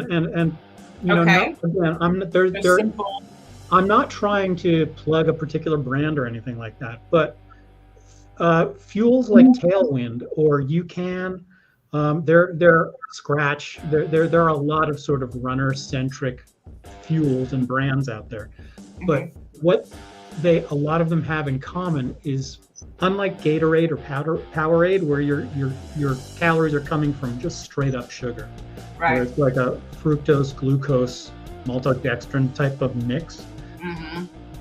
What these other fuels have is starch based. So what that means is that it gets into your system as a starch, and when it hits your stomach starts converting those starches into sugar. And so instead of getting like a big sugar spike like you're talking about, especially for people who are like diabetic and things like that, who really have to be very, very careful, the advantage of that starch is that it hits your gut and then converts to sugar, and it takes a while for that conversion to happen. So rather than your blood sugar spiking and coming down, spiking and coming down, you get a more even energy source. And that's exactly what I'm using here above as we watch me run these laps. I'm using Tailwind because I don't want those spikes. I want an even energy source. So that's a good place to start. Because you see people eating gummy bears and just like straight sugar things. And I know that's funny, but I'm like, I just can't see me doing that. So it's good to know that there are things, because even when I do eat a higher sugar food, it is just like you said, like a starchy or even like a sweet potato or something, you know, that's just starchier because I process it really well. And it's more sustainable, like you said. So that's really good to know that there are starch-based that will let my body turn it into sugar instead of just giving my body sugar. Exactly. Yeah, I think my body would perform better that way. So maybe I can try that. That's a great tip, actually. Oh, absolutely. Yeah. I mean, if you can do things like even like, you know, mashed potatoes and stuff like that. Like, I love a mashed potato. Don't get me started on some mashed potatoes. My mom says they're the worst food ever. I love them. Well, that's the thing. It's like, you know, it's like a lot of foods get. That may get me to run, Paul. Some mashed potatoes may get me to run, sir. There you go. There you go. There you go. You know, there are certain foods, and Augie, I would love to get your opinion on this, but a lot of foods get sort of demonized, that they're vilified because of their ability to spike your blood sugar. But if you're doing heavy duty exercise, that's out the window. Like, you know, a keto diet is one thing. It can work for a lot of people. I'm friends with a lot of people on YouTube who are base their entire channels around keto eating and nutrition. And I've got no problem with that. But you're not going to be a successful distance runner of any sort unless you're fueling with carbs. And so Augie, I'd love to have you talk about that in general. And Richard, you bring a very unique perspective because ultra runners eat real food in the midst of races. So I would love to hear like the difference. Like, you know, even as Brian was saying, Rasa Runs was saying when he was on earlier, he'll eat a quesadilla in the middle of a 200-mile race. and it works because, number one, you're not moving as quickly. You're more worried about that long-term burn of keeping the energy high over hours and days even. Richard, talk a little bit about that, please. And then Augie, I would love to get you to follow up about sort of like the big picture of nutrition. Yeah, generally during the days we'll use liquid nutrition and, you know, eat sandwiches and stuff like that. At night, could be ramen noodles, mashed potatoes, you know, the carbs. But we can also use foods to bring us out of bad states too. You know, like if you bonk or really you're down, we'll drink a can of Coca-Cola, which is kind of like jet fuel in an ultra. I mean, you drink a can of Coca-Cola, you'll wake you completely up. And you get the caffeine and the sugar. So you do whatever you can to get your carbs. You know, there are a lot of expensive nutrition bars and stuff out there that people use, but some of the top racers, there's one lady, Amelia Boone, which wins Spartan races all the time, and ultras. She uses Kellogg's Pop-Tarts. So so it's however you want to get your carbs. I mean, back in the old days when they were in the 60s and 70s doing ultras, I've heard stories where they were carrying liter bottles of Coke, and this is before hydration vests and bottles. They were, you know, just old school in it, you know, getting through it. You know, just you got to get your calories any way you can. They carry you know, honey or molasses syrup. You know, you know, we have these high tech ways of getting the carbs and calories we need, but there's also you can get it any way you need. But it's important that it's okay for your stomach. One trick that I do early in ultras is I use Cliff Blocks and these gummy bear type foods because they clog up your system so you don't have to go to the toilet. So that's a trick. That's a trick that is an issue. Yeah, that's a trick that I learned from the people that do the Arctic ultras, like when they do the sled races in Alaska and stuff. You know, you don't want to go to the toilet when it's minus 30 outside. So what they do is they'll eat gummy bears and goo blocks or Cliff Blocks, and you're getting your nutrition, but all that gumminess will clog up your system. You won't get an upset stomach. So. That is so cool. That is so cool because I love, before I go out for runs, like on my evening runs where it's not a super long run or it's not a super fast run, where I'm just basically logging miles, nice and easy and slow, just to keep my system used to working. I'll very often just throw down some Sour Patch Kids or gummy bears, just because I want a quick sugar hit, because I don't want to crash completely when I'm out there on the roads. But I had no idea that it could kind of put a plug in the system, so to speak. That's kind of great. Yeah, it's what it does. And I think Bev in the chat had mentioned that she makes some sort of energy balls. Courtney DeWalter, which is one of the top female ultra runners, this is what she makes mashed potato balls and rice balls before the race and uses those and puts them in her drop bag and stuff like that. So it's whatever works best for you. It doesn't always have to be the expensive stuff that you can buy but that's what you find online. That's why I wanted to ask to see. Well, I had y'all here, and I am curious about it. But that's what you see online is the gels and the blocks and the bars and the gummy bears. Yeah. And I'm like, that doesn't sound. All of these other things that y'all are saying for fuel are like, my body appreciates those types of foods. It's the whole foods that work best. So mashed potatoes, rice balls. I love dates, almonds. Yeah, all that. Okay, that's wonderful. It'll work for you. In ultras they serve peanut butter and jelly most of the day. Outside of racing, I never eat those things. I just don't like them. But during the race, they work well. You got your sugars and your peanuts and bread. Works well. To get that calories that you need per hour. We were talking earlier, 250, 300 calories an hour. Yeah, exactly. Yeah, Misty, something to keep in mind too. Like, when you're first starting to run, the first couple of years as a new runner, you gain so much more from just slow aerobic miles. You just naturally get faster because your body makes physiological changes when you're running slow. Mm-hmm. To your cardiovascular system, as well as just like branching your veins and to allow that oxygen from your breath to be delivered to each individual cell of your muscles more efficiently. Your cells grow more mitochondria, and all this happens at slow running paces. And it's so hard. It's so hard to convince new runners that no, don't go so fast. Slow it down. Take it slow. Because as you're building your ability to run more miles, but slowly, you're laying the foundation to be able to run faster. And that can be fueled by these non-high glycemic fuel sources. So you can become a very, very good runner without ever swallowing booze and drinking Gatorades. That's wonderful. And I am slow, but I'm okay with that, Paul, because one thing that I have learned in doing all of these things is faster is a progression. It doesn't mean that's where you start. It's when I've learned you start where you are and then you go from there. And one thing that I have found interesting, and as someone who has lost a lot of weight and has been attempting to learn to run in the process, is my body keeps changing, and so I keep having to adapt. And so, but it already has. When I first started, it would take me 24 minutes to run a mile, right? And now it's like it's around 18 minutes. So by no means fast, but faster than a year and a half, 75 pounds ago. So it's good to know that there are other fuel sources that can give me that and be sustainable, and to work more towards distance than speed, and then make speed the progression.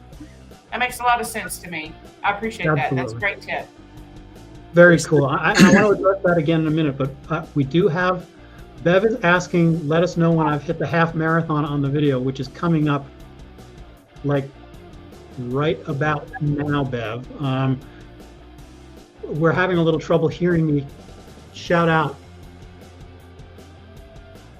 Yeah, I'm gonna have to see if I can adjust the volume from that run, but by the time I just passed, but by the time I get around to behind the goalposts back there in the distance, that is exactly 52 3/4 laps. So that is halfway through. So I am at this point for the marathon.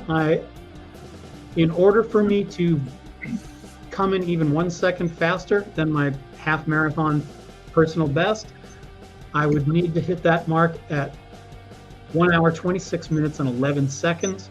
And I'm happy to say I hit that mark about a minute ahead of schedule. So as of right now, we're looking really good for a PR. I will say no more on that. It's so exciting. Yeah, Misty, to get back to what you were just saying, you're fast for you, and that's what it's all about. Like, right. If any of us, it doesn't matter who you are as a runner. If you run, you're a runner. A lot of people are intimidated and they don't want to publicly even call themselves a runner because they're scared that the real runners will have something to say about it. Anybody who's got a negative word to say about it is just not a nice human being, as far as I'm concerned. Has some growing up to do and has some life learning to do. If you run at any speed, you're a runner. If you run a little bit and then walk a lot, you're still a runner. And the only thing, this doesn't just apply to running, but I think in any kind of physical activity, if you're out there trying to be better today than you were yesterday, then you are making progress, and that's all that matters as far as I'm concerned. As long as you're pushing to be better today than yesterday, assuming you're not hurt or anything like that, then rock and roll. I say hats off to you, and enjoy the journey, enjoy the challenge, and because that's what it's all about. Like Augie was saying, if you're not enjoying the trip, it's time to get off and find a different trip. Yeah.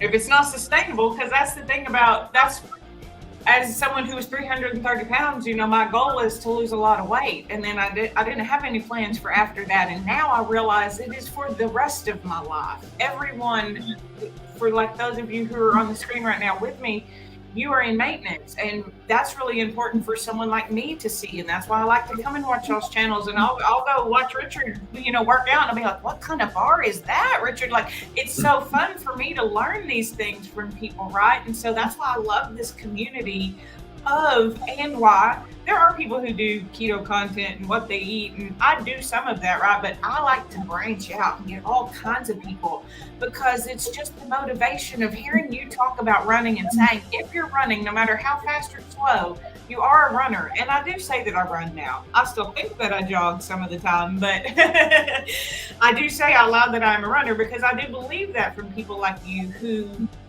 say that, and it is because I tell people who do the resistance training like I do, you may be newer, you will get faster. That is a progression. So hearing that from all different aspects, I think is really important. So I appreciate it. Yeah, absolutely. And thank you for saying that and for pointing that out. It's just, it's all about just enjoying the journey and doing what you can. Becoming a better runner, becoming a better weightlifter doesn't just come from running more or lifting heavier weights. It comes from eating better. It comes from getting better sleep. It comes from just every aspect of your life, just trying to make small incremental changes. It's about that long game, just like you were saying. So, Augie, I want to give you the opportunity to go back and talk about nutrition, first of all, and how that affects your ability to stay healthy in the long term, and how that ties into whether you're weightlifting, like you were talking about, when you were trying to be Arnold Schwarzenegger. How does all that tie in to make it possible? So back in the 80s, I was 20 and I used to eat a lot of junk. In my 20s, sorry, and I could eat a lot of junk. There was not a chance I was going to be like Arnold Schwarzenegger. One, because I don't have the genetics for a start. And he now admits that he used to take steroids, so there's not a chance I was going to be like that. But I think nutrition is underrated still in this day and age. Mm-hmm. And I also think that there is a lot of bad advice out there about nutrition.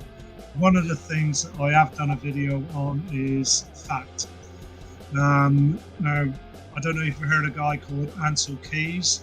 Back in the 50s, he did this study and produced this thing about, fat is bad for you, and if you all eat fat, you're all going to die, blah, blah, young, blah, blah, blah. Well, it was very much cherry-picked, that stuff. And so anyway, cut a long story short, I've done a lot of research on it. And yes, there are bad fats, like everybody's heard of trans fats. And I know that over in the US and in different countries around the world, you have different rules about what can be classified as trans fats. It's quite strict over here. But still, if you're eating pastries and shop bought cakes and all that, you are going to be, and biscuits and cookies, you are going to be eating all the wrong kind of fats. But there are some bloody good fats out there: nuts, seeds, meat, and fish, etc. Right, and also a lot of those things I've just mentioned is where good protein comes from. Milk as well. And here's a story about milk, and I don't know what the terminology is used over there. Is that we call it skimmed, semi-skimmed, and full fat milk. Yeah, basically the same thing. Yeah. And the difference in percentage of fat content between skimmed and and full fat. So it's 1% skimmed, 2% semi-skimmed, and 4% full fat. It's nothing. It's absolutely nothing. And yet there's this great marketing tool out there saying, if you have full fat milk, blah, blah, blah. It's the same as if you eat bacon and sausages. Yeah, there are different qualities. Or steak, if you eat too much red meat, you're all going to die and blah, blah, blah. it really does get on my nerves because I eat meat, most nights of the week. I'm not a vegetarian or anything like that, but you need protein, and you can get it from meat and milk and cheese and all good quality stuff, natural stuff as well. And that's what's going to help you build muscle, and it's going to help you help you better runner, lift weights better, do your trail running. And I've got a question about that in a minute as well. And it's all sorts of things. Now, yeah, okay, if you want to be vegetarian or vegan, crack on. But you're going to be also be lacking in nutrients, and you will need to take supplements. Absolutely. You will need to take supplements. Whereas, for instance, B12, which you get from red meat, a lot of iron as well. You'll find that vegans and vegetarians will need to take supplements to ensure that they get those. So I feel even in this day and age, and I think that do you have a pyramid triangle or a plate or something like that over there? Yeah, the American government, that's the way they used to present all that it's stuff. utter rubbish. It's utter, written by, the food lobby, basically, and who want you to eat loads of grains, loads of bread, and all that kind of stuff. Now, I eat bread, but I probably have about 2 or 3 slices of bread a week or whatever. I prefer real natural stuff. Anything that's got as little processing in as possible is good for you. At the end of the day, bread needs processing in some way, shape, or form. And whereas a piece of steak, a piece of chicken, and I'm talking quality, there is differences, because if you go from a typical supermarket steak or chicken, certainly chicken over here, they'll pump it full of stuff. One, to make it heavier so they can charge more, and that could be just water. Thank you. And so, go to a decent butcher. You get my point. Don't neglect vegetables though, because you do get some vitamins and minerals, micronutrients from those. But I do eat vegetables, do eat potato, but not massive amounts. But I do eat them. So I think nutrition, do your own research. Some people are intolerant to milk. Fine, go and do an alternative, whatever. I'm talking about for those of us who aren't. But I never count. I've tried counting my calories, but I'm too bloody lazy to do so. I've tried it with my Fitbit, and I've tried it with MyFitnessPal, but I'm too lazy. I just guess. I've been doing it for so long now. I just guess. Misty, I know that you probably do count your calories. Not at all. Not at all. That's awesome. Well, there you go. And Nope. look what you've done. So, and calories is there's a, I can't remember his name. There's a lot of doctors and people are coming out now and saying it's not the calories, it's the quality of the calories that you have. Now, if you're going to stuff yourself with cheap quality meats and burgers and buns and bread and all the usual fast food stuff, then it's not good quality. But if I get my calories from a good piece of steak or chicken, then that's going to fuel my body and enable me to build muscle. And as you get, as I get older, I'm in my 60s now, and from your 30s onwards, you start losing muscle mass. You don't do something. Oh, you're leading me perfectly into where I want to go next, Augie. If you don't do something about it, then you are going to be frail and old. And that's why a lot of older people, and I'm talking about in my age group, only in the 60s, not into the 70s, and they are going to start having falls and can't do daily activities. I have whey protein a lot. Well, I don't say a lot. I have one a day, whether I'm training or not. So, Richard, that's what you said. I have it because I can't eat. I'm not a big eater naturally, so I have to supplement with whey protein. Sometimes, mostly I'll have it with water. Very often I'll also have it with milk. My breakfast when I'm at work, because I get up about 4:30, 5 o'clock in the morning, so I take it to work. I prepare it the night before. I'll have Greek yogurt, I'll have nuts, seeds, whey protein, and milk in there. Basically, it's a fuel for my breakfast. I work out in the morning fasted, and then I have my protein shake once I've done. So let me cut you off here, Augie, because I want to reframe what you're saying a little bit. So, because I think this applies to Richard, to you, and to Misty in completely different ways. So let me set this up. As a run coach, it seems like I cannot hammer home enough the idea that you have to cross train, you have to strength train in order to be a successful injury-free runner. Richard does such an absolutely wonderful job with cross training and sharing it on his channel that I'm always watching his live streams because I get to watch his technique for lifting and all that kind of stuff. And one of the big things that runners worry about, especially distance runners, is they'll say, well, I don't want to do too much strength training because I'll bulk up, I'll get too big, I won't be able to move efficiently, I'll be carrying too much muscle weight when I'm trying to run long, etc., etc. The first thing, even though Augie, I know you can speak to this so much better than me, that I want to say is, first of all, to bulk up, to weight train to the point where you're actually bulking up, is nobody's going to casually just pick up a couple of weights and suddenly be huge. Augie is, he talks about when he was younger and he was trying to be Arnold. You can't be Arnold without really trying to be Arnold. So lifting weights just makes you resistant to the kind of injuries that you're prone to as a distance runner, especially because all you're doing, you're spending hours a day, or at least an hour a day usually, just pounding yourself into hard ground. And in order for the muscles and the tendons and the ligaments and the bones to put up with that, you have to provide your body with resistance training so that it can build up the ability to put up with that kind of sheer abuse that you're going to put it through as a runner. So that's not just true of runners, but it's just an extreme example.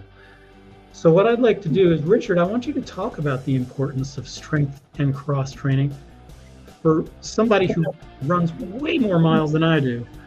And then I'd like to go bounce that to Misty and talk about how that kind of, the cross training that you do with Kirsten and the strength training that you do, why that's so important. Even if you want to be more of a cardiovascular type of athlete, So Richard, yeah, just kick us off and talk about first of all, just the importance of it, and then how that ties in so well with your running. I think strength training is really important just to maintain where you are. I mean, I'm not a young buck. I'm 56, and I'm in better shape than I was when I was young to me. Yeah. So, you know, the key thing is if you're lifting weights, you know, working all the parts of your body which you use in running and other sports, you'll feel much better. You'll feel younger. One unfortunate thing about social media, there's a lot of benefits like we're seeing now. We can chat with friends all over the world, but one of the bad things is there's a lot of body dysmorphia, people wanting to build up their muscles. And like Augie said earlier, you know, even Arnold Schwarzenegger, all those guys were using steroids and PEDs. And I follow the bodybuilding scene now, and it's estimated that maybe 75% of the people out there are using steroids. And even people that don't look like they're using steroids are using steroids in the gym. It's really bad. And you see people like The Rock and stuff on social media, and people want to look like them. But it's a bit of a myth. When you get older, it's really hard to put on muscle. I mean, maintaining, but you're not going to put on much muscle. So I think the only way you're going to bulk up is, you know, it's calories in, calories out. If you have a deficit, you're going to lose weight. If you don't, you're going to gain weight. So bulking up is eating too much. It's not lifting weights. So, and I have a problem with that sometimes too. My weight, I challenge because like Augie, I eat a lot of nuts. I eat nuts all day long, and I know they're extremely high calories. And just a weakness I have, coffee and nuts. I really like nuts. And but it's calories in, calories out. You know, if you're not in a deficit, you're going to bulk up. You're going to gain weight. Doesn't matter what your age is. But the cross training will help you in anything you do. You know, life, sports. And a lot of people think, well, runners just need to run every day. That, you know, that was what the way it was a long time ago. But especially when you get into the longer distances, marathon and longer, maybe even half marathon and longer. I mean, if your core is very strong, it's going to really help you late in the race, because if your body starts leaning, it affects your gait. You know, it's going to make you run slower. So it also, I use it to fill time. If I'm injured or I've been in a big race and you know, I'm out, I can't run or really hike for a week, I'll do more weightlifting, or I'll get on my ski machine, or just go walking. But you know, it's like I always say, one famous running coach here in Texas, he always says, you know, it's better to be consistently good than occasionally great. And what that means is you need to do something every day. You know, stay active. You know, if it means walking, is so much more important than being perfect or trying to be perfect. Yeah. So being consistent and doing something all the time, you will just gain huge benefits from it in life and in your sport endeavors, whatever they are. It's not just running. And you'll be able to do a lot of things, you know. Yeah. Just we've sort of like touched on it, but not actually mentioned it, is that when you're doing resistance training, it's not just muscle. We touched on it's also bone density as well.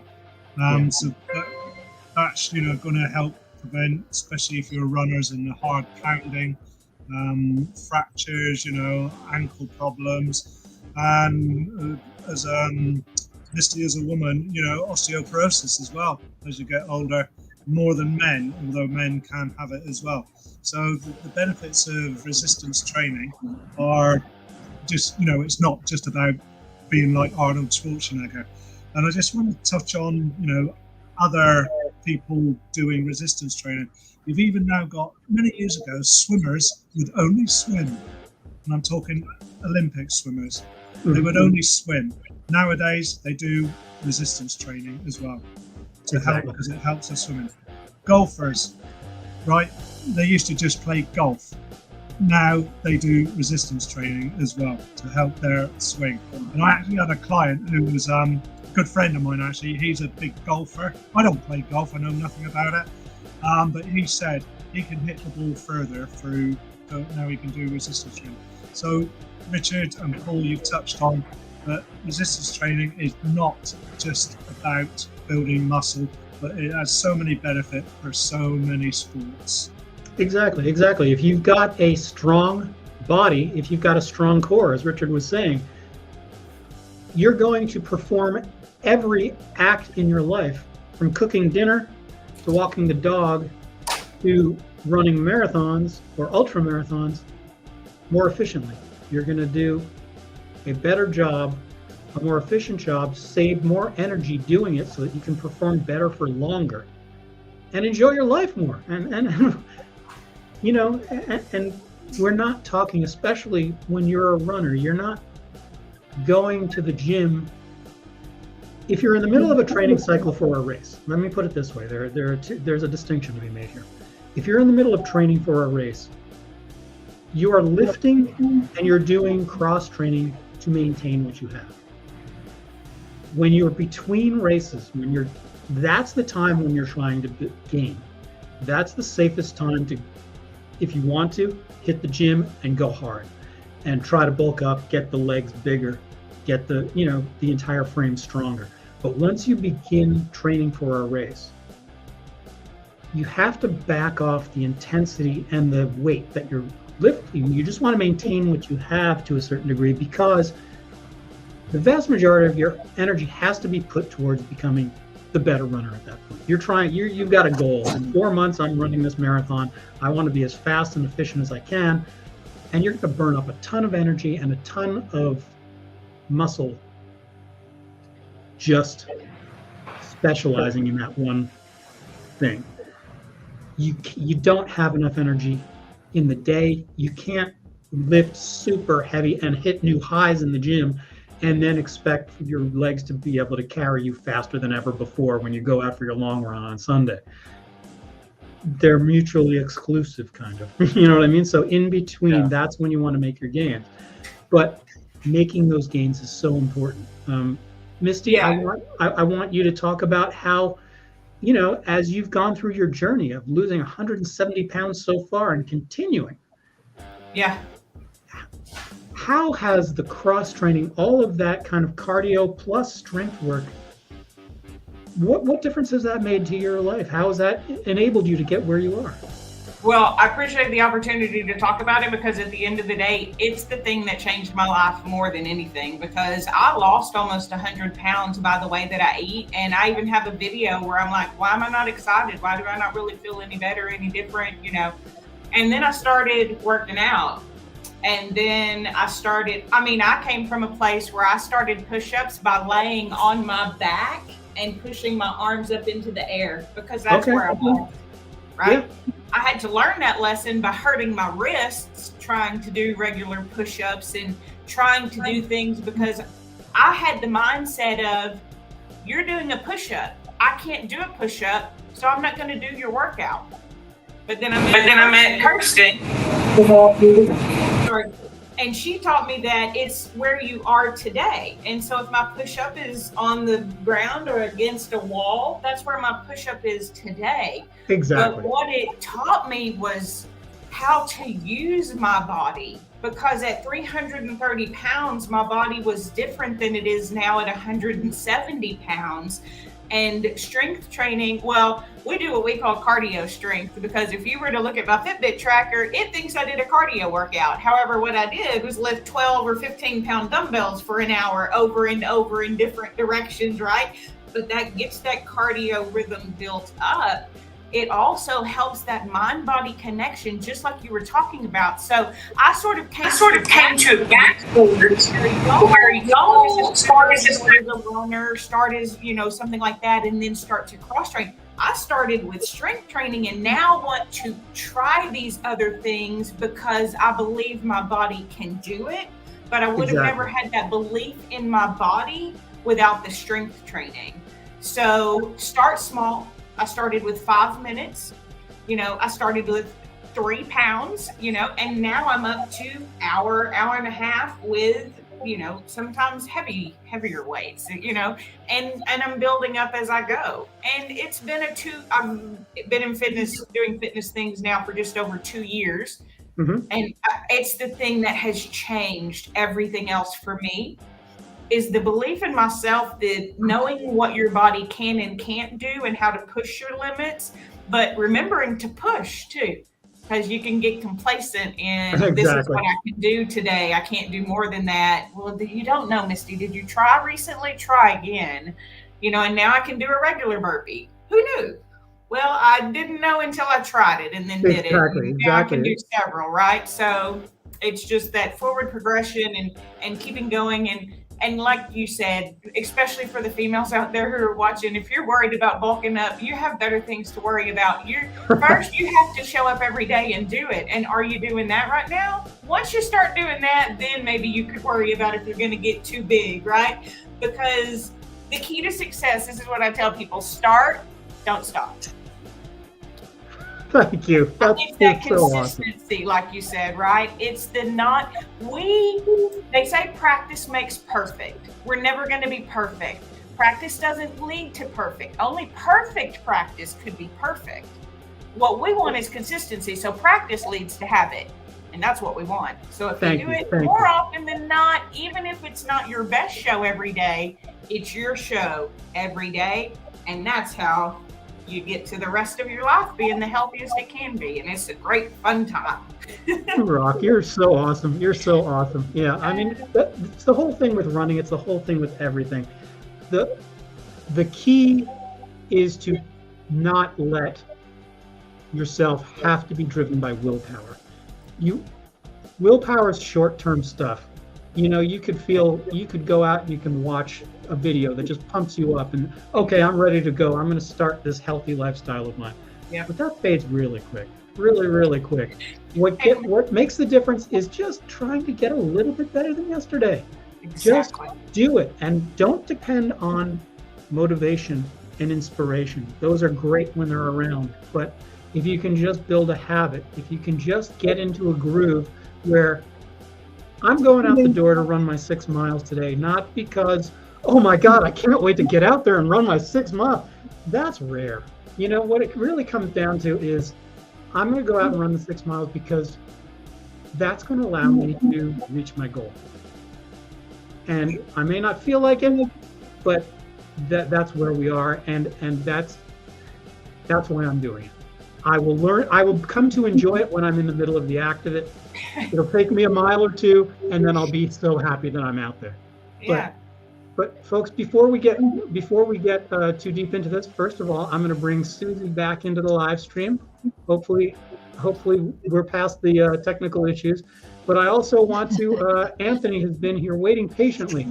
And Anthony, I'm sorry I muted your mic simply because we were getting massive amounts of feedback there for a little bit. So, but I do want to introduce Anthony, who is the host of the Running for My Best Life YouTube channel. He lives just outside of LA, Los Angeles, for people watching around the world, and an absolutely inspiring running channel.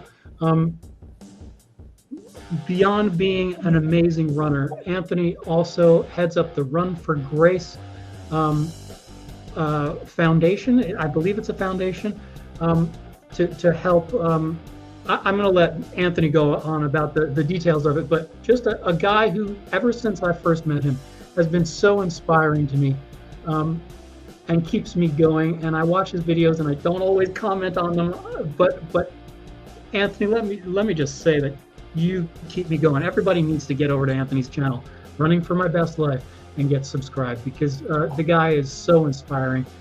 His background from being a bullied kid and the way he's turned his life around, and the negative effects that bullying has had on his life, and the way he overcame it and has turned his life into something that is a positive force for everybody that ever gets to know him.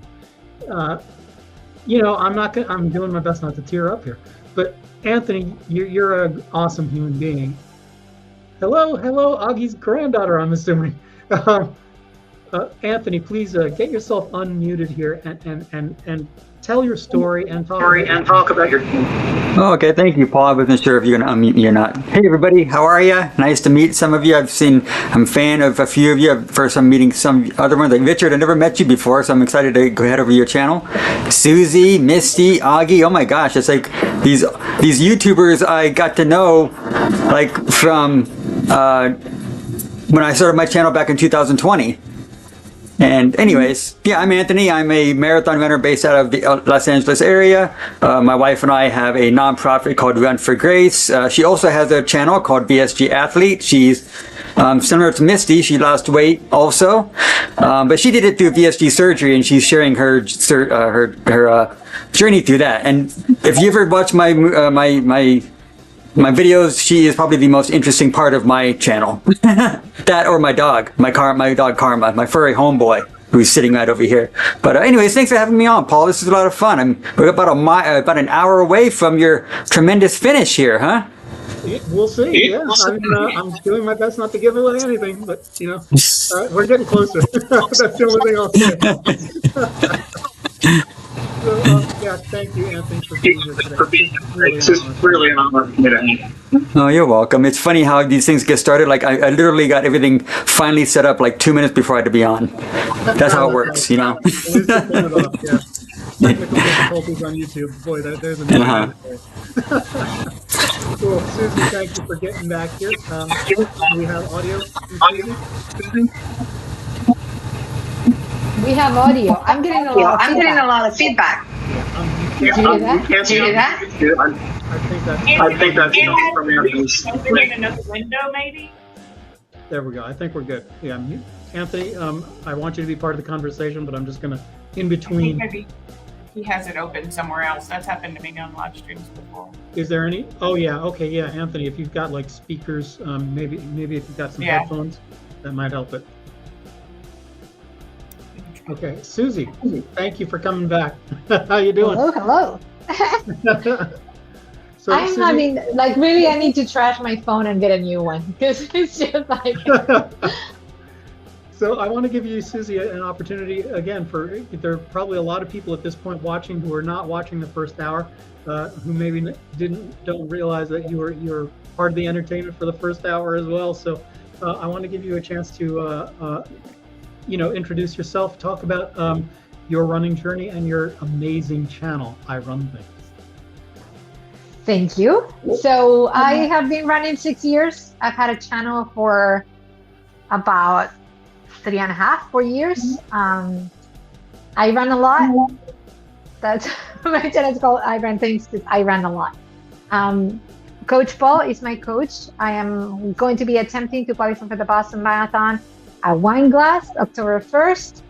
I've been training hard, and we're going to start training for Wineglass in June. So, and in my channel, I vlog a lot when I'm running, and I vlog my races. I do a lot of races just for fun. I'm running tomorrow, so there's going to be a new race vlog on Monday. I'm doing a half marathon local here. So it's called the Superhero Marathon, and it's going to be fun because a lot of people run it in time. So I ran it 3 years ago, and there were people dressed in like Spider-Man and Superman and the Hulk. I mean, it's a lot of fun. So I love when races sort of take on a character like that, when it becomes more about fun than about just a bunch of people just kind of pushing themselves as hard as they can. It just brings a whole new dimension to the running community. So and it's really well organized. I mean, it's like beyond. They have pizza. And it's the only race that I've ever run where they have actual like pizza, like local, from a local joint, at the end for the run itself. So that's super cool. It's a great race. I'm excited. Cool.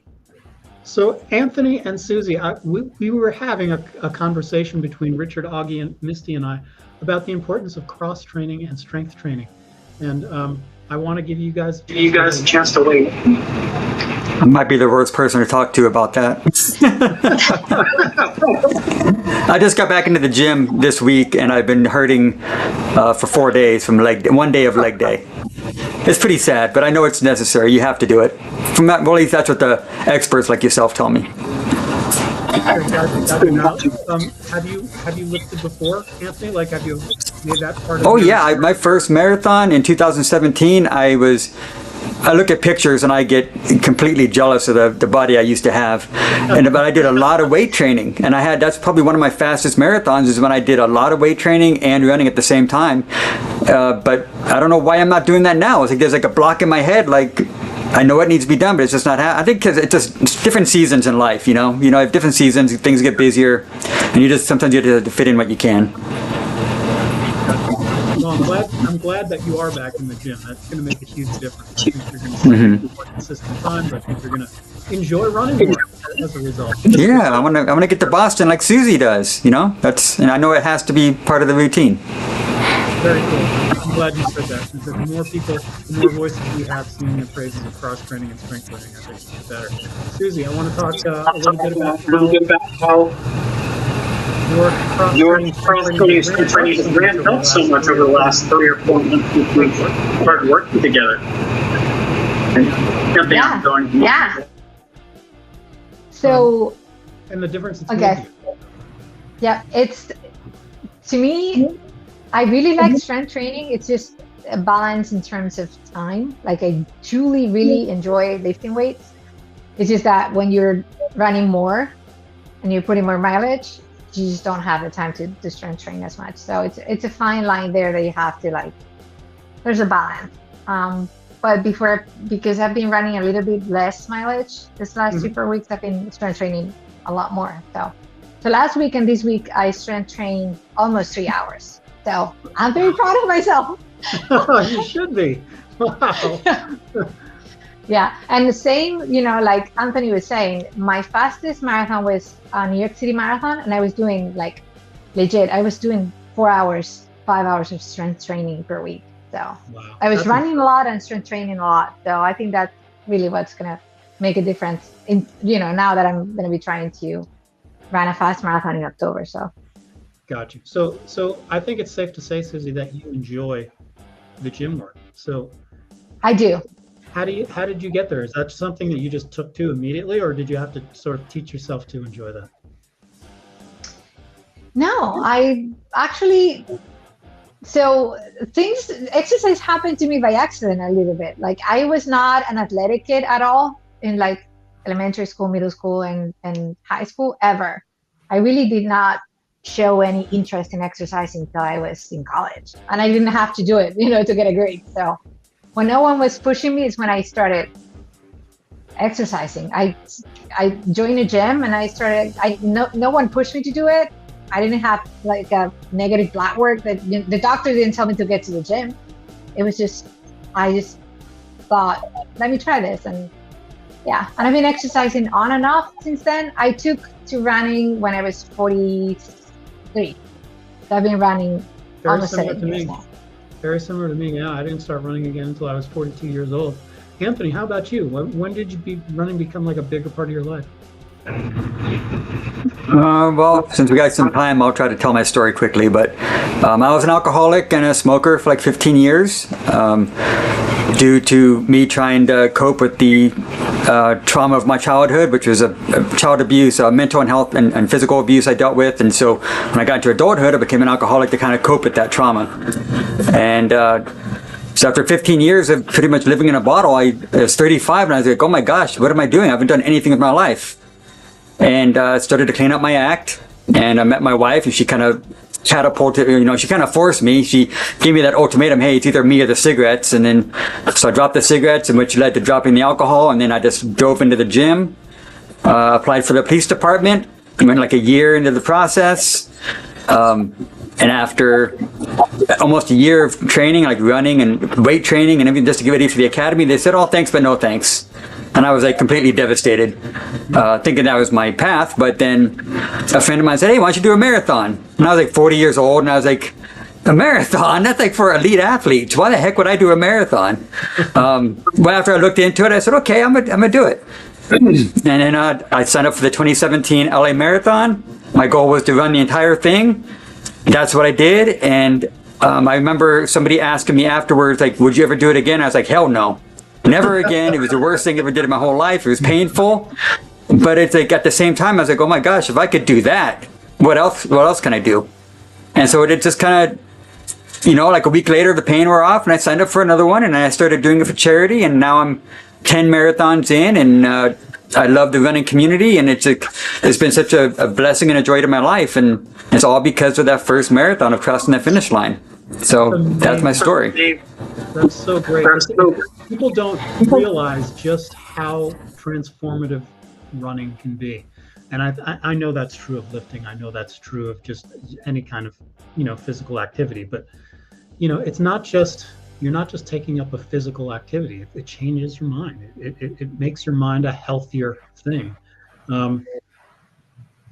I want to give everybody a chance to talk about that instead of me just kind of like going on about that.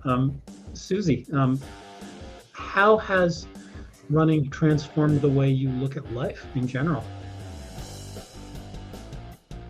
That's a really good question. So I feel a lot more capable of doing things. And I think I am tougher than I used to be. Wow. I used to be a lot more like self-conscious. Like I would be like, well, maybe I can't do this. And now I give it a try. Maybe I can't do it, but I don't know if I don't try. So, and it's like that with everything. So funny thing, I never was able to, I was a good swimmer when I was younger, when you take lessons, so when I was like 10, 11 years old, but I could never progress to be like on a team or anything because I could not dive head first because I was terrified. And the teacher, the instructors kept telling my mom she could do it. Like she could be a great team member, but she can't because she needs to dive in. She needs to go head first. So I didn't do that till I started running. Like I started running and then I felt more comfortable in my body and like stronger, and I don't know, I got braver. I also didn't start doing, this is my roller coasters, so I became a runner. Like I was terrified of roller coasters, and then after, I don't know, it just changed my attitude, towards life in general. It was, to me, running has been a blessing. That's awesome to hear. Yeah, I'm absolutely in agreement with you, Susie. When I took up running at 42 years old, even though there were short little bits of running like in high school and stuff, that didn't really count for anything as far as I'm concerned. I really became a runner, I think, when I was 42, 11 years ago. And it really built my confidence as well. I mean, to the point where, I was very, and I probably still am considered by most to be like a quiet kind of guy. But running was so important to building my confidence as a person that I've even progressed to the point where I'm coaching people, and I'm confident in doing so because I've learned the skill. I've learned the skills. I've tested my skills against certain industry standards, and now I know I'm capable. So hugely, hugely positive for me as well. Anthony, talk about that. Like, you talked a little bit about running that first 2017 LA Marathon. How is that cascaded into the rest of your life? I like to tell people that I feel that crossing that finish line kind of shed the skin of the person I used to be. Before that, I always had these self-doubts of, oh my gosh, because a lot of people that deal with child abuse have this constant self-esteem issue. They're never good enough, they're never worthy. But when I crossed that finish line, it's like a whole new person just emerged from that. Like, oh my gosh, I could do 26.2 miles. It's like, because if you think about it, less than 1% of the U.S. population ever does a marathon their entire life. Exactly. And so to be part of such a small, it'd be such a small percentage of people that actually does survive. If I died tomorrow, it's like, oh my God, I would be the top 1% in the country of people that do it. That's amazing. And this is a guy that grew up in a trailer that had holes in his shoes that didn't even know where he was going to eat the next day. So it's you never know, but I think like Susie says, it gives you like a positive mindset of like what else is capable out there. Like you're not really scared to try anything, or you get a little nervous, but you don't have that self-doubt of I can't do this. No, it's like, you know what, I'm gonna give it a shot. If I fail, oh well. At least I give it a shot, Yep. And that's pretty much how I do things now. It's like, am I ever going to qualify for Boston? I hope so. But if I don't, hey, at least I keep giving it a shot. Come on, Paul, you're fast. I mean, you're like, I look at your videos. Sometimes I just want to throw the phone out the window because I'm like, how the heck is this guy so fast? And he goes, I went for an easy run today. It was a 7.5 minute pace. I'm like, you're killing me. I know the feeling though, because I think we all have that sort of, I don't want to call it, it's not envy, but it's like you've got heroes, no matter what we talk about. There are people that I watch. You know, my super fast pace is like slower than their easy pace as well. So it's like, you know, it's all relative. And like we were saying in the discussion last hour, as long as you're better than you yesterday, as long as you're progressing, then it's a win. Don't compare yourself to others. It steals all the joy from life. You know, just compare yourself to yourself and just keep moving forward. That's what it's all about. Yeah, that's the key. Paul, I'm curious. It looks like you're probably fixing to get into the last 10K. What's going through your mind right now on the Yeah, track? sorry. I know that people have been asking that in the chat here as well. I'm trying to find them. I know Michael Sanderson was asking that at some point, and I lost it in the mix here. I think here it is. Oh no, that's a different question, which I'd like to get to. But yeah, how am I feeling at this point?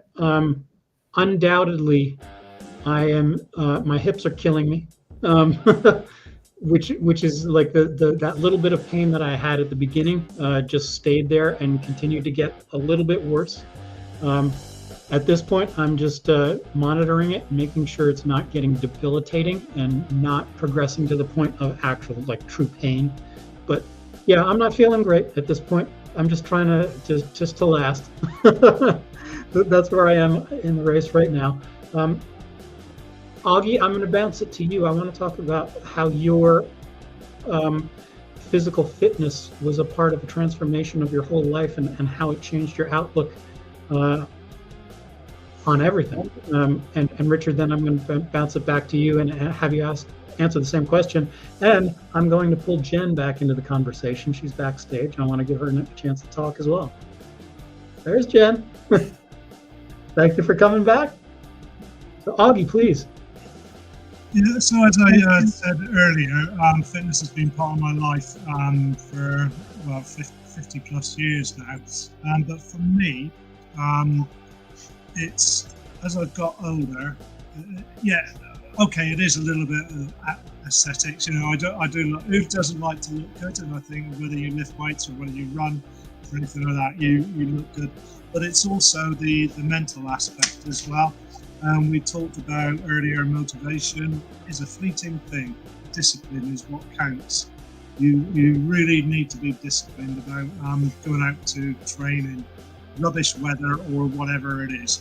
Mm-hmm. But I feel that, you know, as I've got older and, you know, now into my 60s, and when you've got grandchildren who wear you out, you know, like waking us up at 5:45 this morning on a Saturday morning, you know, it just improves your quality of life when you can, you know, take them over to the park. You know, she's got twin 17-year-old brothers. They both literally a few weeks ago joined the British Army. And, you know, wow. When they were growing up, I used to go over to the park and kick a ball with them and everything like that.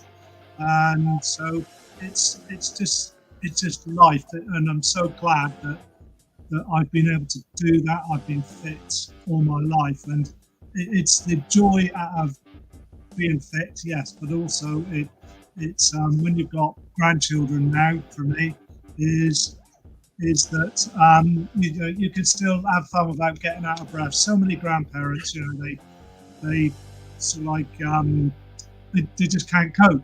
Yeah, she does tire us out, and so do her brothers did when they were younger. But we still managed to cope. My wife's 71, and she's still very fit as well. So and I get so much joy out of training other people as well. And as I said earlier, my youngest client, she's 33, my oldest is 76. And, you know, doing all that kind of thing at the age of 62, it just makes me feel very lucky that I'm in a place now at the age of 62 that I'm enjoying life so much because I'm fit, I'm healthy. We don't take any pills, over-the-counter pills, or so Big Pharma gets very little money out of us. I love it. Paracetamol now and again, because both my wife and I, we look after ourselves, but we still enjoy our lives as well. I think that's the big thing that a lot of people really overlook, Augie, is that it's not just about living longer, it's about enjoying the years. You know, like you stay at the top of your, if you maintain your health and your fitness, you're not just kind of slowly sliding into the grave. You're actually enjoying yourself right up into the last of it, and that's what it's all about. So I did a video some months ago, and it's all about health span rather than lifespan. And I think that to me is crucial. Who wants to live to 100 if the last? Well, my wife's stepmother, she died at 104. Sounds great, but for the last 15 years, she was walking around on a Zimmer frame in a care home. And she just couldn't remember what she said 5 minutes ago. That kind of thing. Cognitive decline. That she was just existing, and so that's where exercise and good nutrition can really help. And so I'm a firm believer more than health span rather than lifespan. I'll tell you a sad story. Just past week, a good friend of mine, when we were in the Navy together, same age as me, he died of cancer. Luckily, I haven't got that, but you don't know what's around the corner. So I have a phrase, and excuse my language, but enjoy the bastard while you can, and because you never know what's around the corner. And I intend to live as long as I can without having to have any assistance to go to the toilet or wash, take care of myself.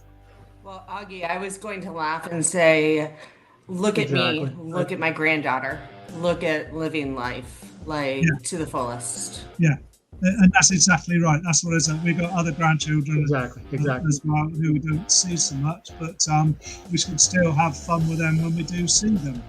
And it just makes the whole life, your whole life, so much better. But we still enjoy ourselves. We still eat cake, and we still like a drink now and again, and we eat junk every now and again, rarely, to be quite honest. But it means because we're both fit, my wife does speed walking and swimming, and we feel great. That's exactly, Augie. I think you're living proof of the importance of just staying active. You don't have to try to be the best at anything. Just be better than yourself yesterday, and that's what it's all about. Richard, I want you to talk a little bit about running, weight training, the transformation of your life beyond just being able to run faster and lift heavier. Yeah, for me, it's a hobby, and I think it's real important to build mental strength. It affects your lifestyle, and for me, I do a lot of tough things in my hobby because I want to do. I mean, I sign up for them, but it helps me in the corporate work world as well. I mean, when I get in a stressful situation, I think to myself, I do much more difficult things in my hobby than I do at work. That's awesome. So I think, it made me very easygoing and keeps my stress level lower. But, when I go into races, for me, the race is like a celebration of my training. It's not really a race. I'm going out there to have fun. I do these long events, and which require a lot of project planning. The longer events, the 100 miles and stuff. You have to plan your nutrition, your hydration, your anti-chafing. It just goes on and on. There's so many variables. So you can't say enough about the anti-chafing. Yeah. So funny thing, we're talking about anti-chafing. My anti-chafing video is one of my top videos on my channel. Wow. So, it's gotten more views than almost only one other video has gotten more views, and I'm just always surprised by that. But these kind of variables, it makes it interesting, and I think it can affect you in so many positive ways. Like people talk about endorphins from running and working out. I think that's very true. It makes you an easygoing person. And, being a hobby, there's a lot of people that run. Not everybody does marathons and long races, but when you're around friends or work, it's easy to strike up a conversation about running because there are a lot of people involved in sports and running. So I think there's a lot of benefits to it, Absolutely. Whether you're chatting on YouTube or you're chatting at work, it's a common thread that you can strike up a conversation. I think you just made a great point. I mean, just look at the people who are sharing the screen right now. Not beyond the running faster, beyond the lifting heavier, beyond the physical and mental improvement to your state of living and living well longer. Look at the 6 people on the screen right now, and including in this group all the people who were previously on the screen. What we all have in common is that community, that sort of love for what we do and sharing that experience with each other. And that's huge. That's huge. Susie, when Richard was talking, when he was talking about the anti-chafing video being one of his most popular, I want you to talk about like one of the most popular that you brought it up with me before. One of your most popular videos. I think people will get a kick out of that, and it'll be a good reminder for them to go and get subscribed to you as well. Yeah. So when I started my channel, I was doing research, and people suggest you vlog every day. So I told my husband, I'm going to vlog every day in October. So one of the days, I grabbed my dirty running shoes, and I told my husband, I'm going to film a video of myself cleaning my running shoes. And my husband looks at me and he's like, who's going to want to see, he said like this, a chick cleaning her running shoes with a toothbrush? Because I was cleaning. That's how I clean, all the nooks and crannies with the toothbrush. And well, that video is my most watched video. It went viral, and I think it has 450,000, almost half a million views right now. Insane. That's great. Yeah. It's funny though, because it just goes to show, especially, when you have a specialized type of channel, like all of us do, it's sometimes you lose the forest for the trees almost. Like you don't realize, like when I'm sitting here talking about, making sure the fueling is right for the latter half of a marathon or some kind of specialized thing, you don't realize 95% of the people out there are just wondering, well, when I go out for a run, I step in dog poop. How do I get it off? But yeah, so if you Google how to clean your dirty running shoes, my video is gonna pop up there. That's awesome. That's awesome. Yeah. Super cool.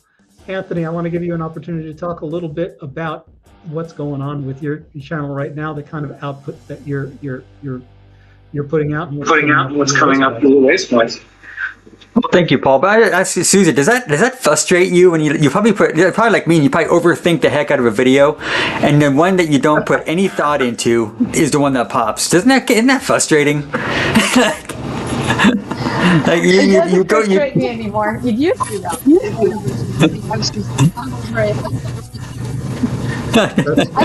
I have a secondary channel with videos and something like that.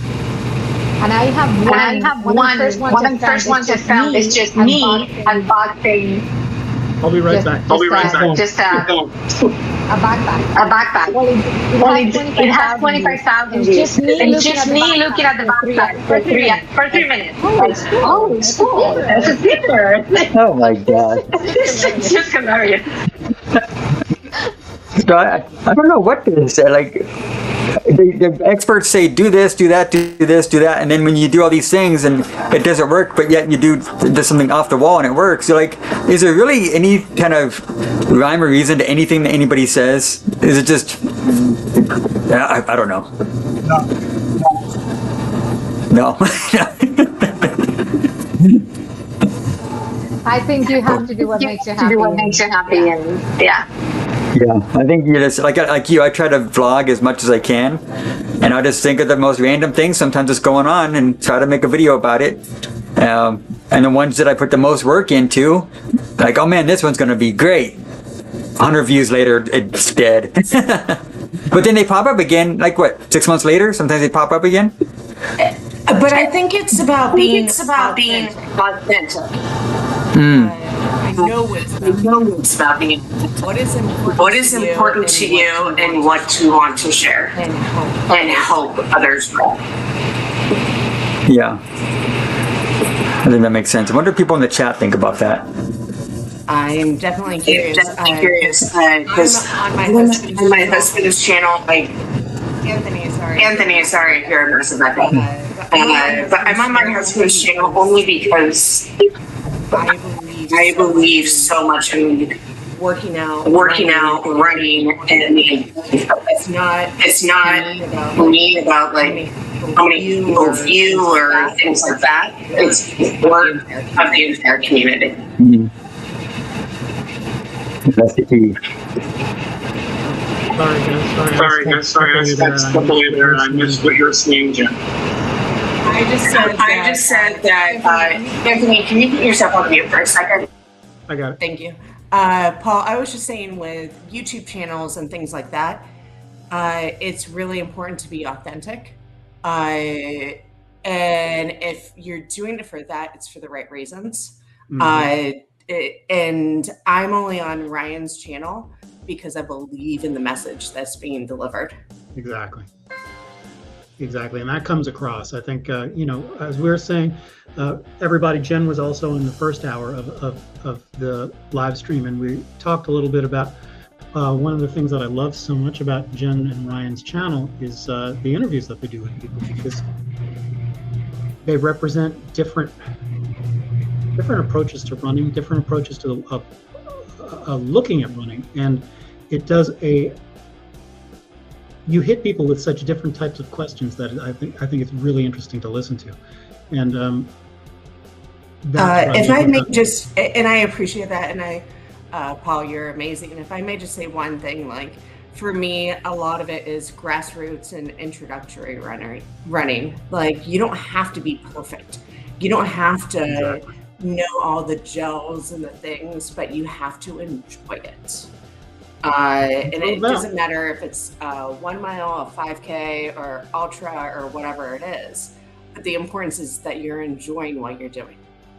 Exactly, because that's what's going to allow you to form habits, and it just becomes part of your lifestyle at that point. It doesn't become, as we were saying earlier, it's no longer a matter of you have to will yourself to get the job done, to go out the door every day. It's just becomes something that you enjoy. And, as long as you're always approaching it in a way that you're enjoying it, then the habit comes and the lifestyle change comes. You're not just out there every day saying, "Oh, well, I have to do this because I told myself, gosh darn it, I have to get this done." That's none. If that's your attitude towards anything, I promise you, it's not going to last. So, good point, Jen. By the way, Paul, how are you doing on the race right now? Yeah, we're getting down to the nitty gritty. One thing that I think I'm trying to find angles that people might find interesting that aren't sort of the typical run of the mill. Yeah, I'm tired. At this point, the thing that really surprised me about being this deep into sort of running in circles for almost 3 hours is that I really kind of found a Zen place. What I thought was going to be so hard about this particular idea of running a marathon on a track with nothing to distract you, nothing changing in your environment to distract you. What I thought that was going to be the hardest part of this, because you're just kind of forced to be alone with you, and you have to deal with whatever demons or physical pain are presenting themselves. And the mental side of this turned out to be almost a plus for me. I almost enjoyed it more than a normal marathon, mentally. Because I could check out. It's like not having to worry about the crowds, not having to worry about, traffic, not having to worry about all that stuff. Allowed me to go to a better, deeper place. Like, it sounds weird and it sounds kind of new agey, but I really really enjoyed the mental part of doing this. Oh, Susie, there you go. Yeah. So, did you use any of your mantras? Did you have to? I did use one that I've never used before. You got this. I kept using, it sounds very sort of not particularly original, but and the reason I had to use that over and over again was because even though mentally I was there, that I was enjoying myself, that hip issue that was there right from lap 10, that was the only thing wrong on the day. And it was really getting, by this point, 2.5 hours in, it was managing that pain. That's the only thing on the day was just managing that pain. It actually got to the point by this deep in, I was listening to podcasts while I ran this. The first 2 podcasts I really enjoyed. I was actually listening to Believe in the Run, does a podcast called The Drop, just kind of like really fun kind of, they talk about all the fun stuff around running as opposed to the really technical stuff. And I really enjoyed those. And by the time I was this deep in, the third podcast came on. It was the Second Flat podcast, which is very much sort of like a really fast type runners talking about how to run fast. And I had to work so hard to overcome the pain in my hips at this point that I don't remember a thing about that podcast. Like it was background noise. And the only thing I was thinking about was, you got this. Don't let the pain overwhelm you. It's going to be over soon. Just go. And that's what unfortunately the last bit was. I have no idea if I answered your question or not. Or if No, you did. I was just wondering because I know you're big on using mantras when you're in pain. And that's exactly what they're good for, is when things get tough. Because at that point, when you're in the latter stages of any race, and Richard, I want you to talk a little bit about this. Mantras are a way of focusing your mind and taking them off the pain, taking them off the discomfort. And it's an important tool. That, and we always talk about checklists. Checking your form, starting at your head, making sure you're running tall, make sure your head's balanced over your shoulders, making sure that you keep your quick feet. The cadence is more important than that long stride. Making sure you got your forward lean. And another tool that I did use quite a bit in the back half of this marathon was counting my cadence. I tell that to all my runners, that's a tool at your disposal to keep yourself distracted from the discomfort. And I did that quite a bit during this last little bit. I'm trying not to reference time at all because I don't want anybody to guess how this turned out yet. I have found that lately it helps me to control my breathing. So I think I'm breathing too fast sometimes. Like I'm breathing every 2 steps. So I've been trying to practice breathing for 4, like breathing forward, inhale and exhale for 4.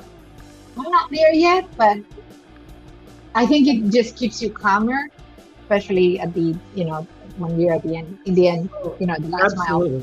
Absolutely, yeah. Breathing patterns can have a big effect on your mood. You're whether you want to feel energized or want to be able to slip into like sort of alpha states and being ready for sleep. That's scientifically proven stuff. But Richard, let me bounce it back to you.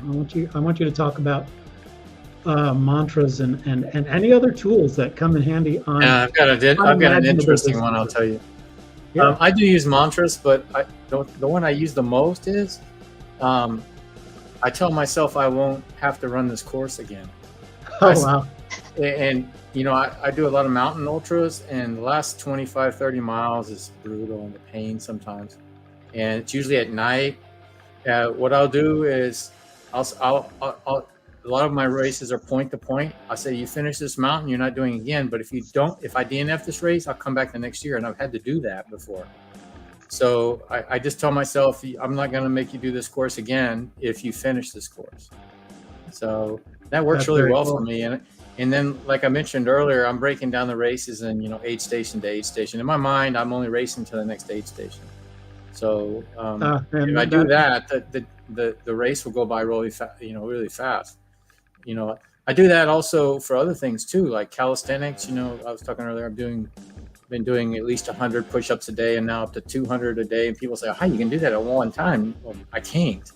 I break it up. I do 25 at a time. An hour later, I might do some more. If you break things up in your mind, you can get through these really big efforts.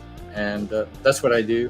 I also use mantras. Like one that I use myself a lot is, if I'm hiking in a part of the race, I should be jogging or running. I'll tell myself, you didn't come out here to walk. And I'll tell myself, because if you start daydreaming too much, you could start hiking or walking when you shouldn't be. Yeah, stuff exactly. like that. But I'll talk to myself, and I'll talk out loud. Because a lot of times I'm running by myself. It could be in pitch dark in the forest. I'll talk to myself and just play mind games with myself, because my mind will start trying to play games with me. Sometimes I'll start hallucinating. Oh, I would imagine, yeah. When you're out there in the wood at night with nothing but a spotlight, I can imagine what your brain's telling you. I've had times where I thought animals were tracking me, my mind playing with me. I'll hear something running parallel to me, and I'll think there's it could be a mountain lion or something. But there's nothing there. But my mind's playing a game with me, and I'll tell myself, I'm the top of the food chain right now. Nothing's going to mess with me. I feel a little bit braver when I got my hiking poles out, and, you're running through. But mental strength is so important. And I think mantras are a good tool. Like I said, I tell myself I'm not going to have to do this section or this race again if I can finish it, get my buckle, or my medal.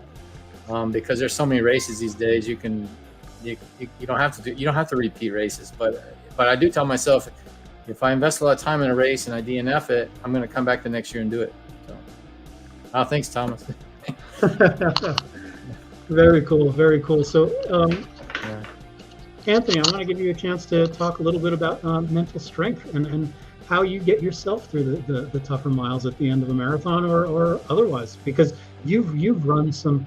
Not only have you run some tough races, but you've had some incredible videos about you crewing for some just amazingly difficult races. So please talk about that. Well, thank you, Paul. And before I want to apologize if there's any background noise going on. I'm in my garage, so it gets a little windy out here.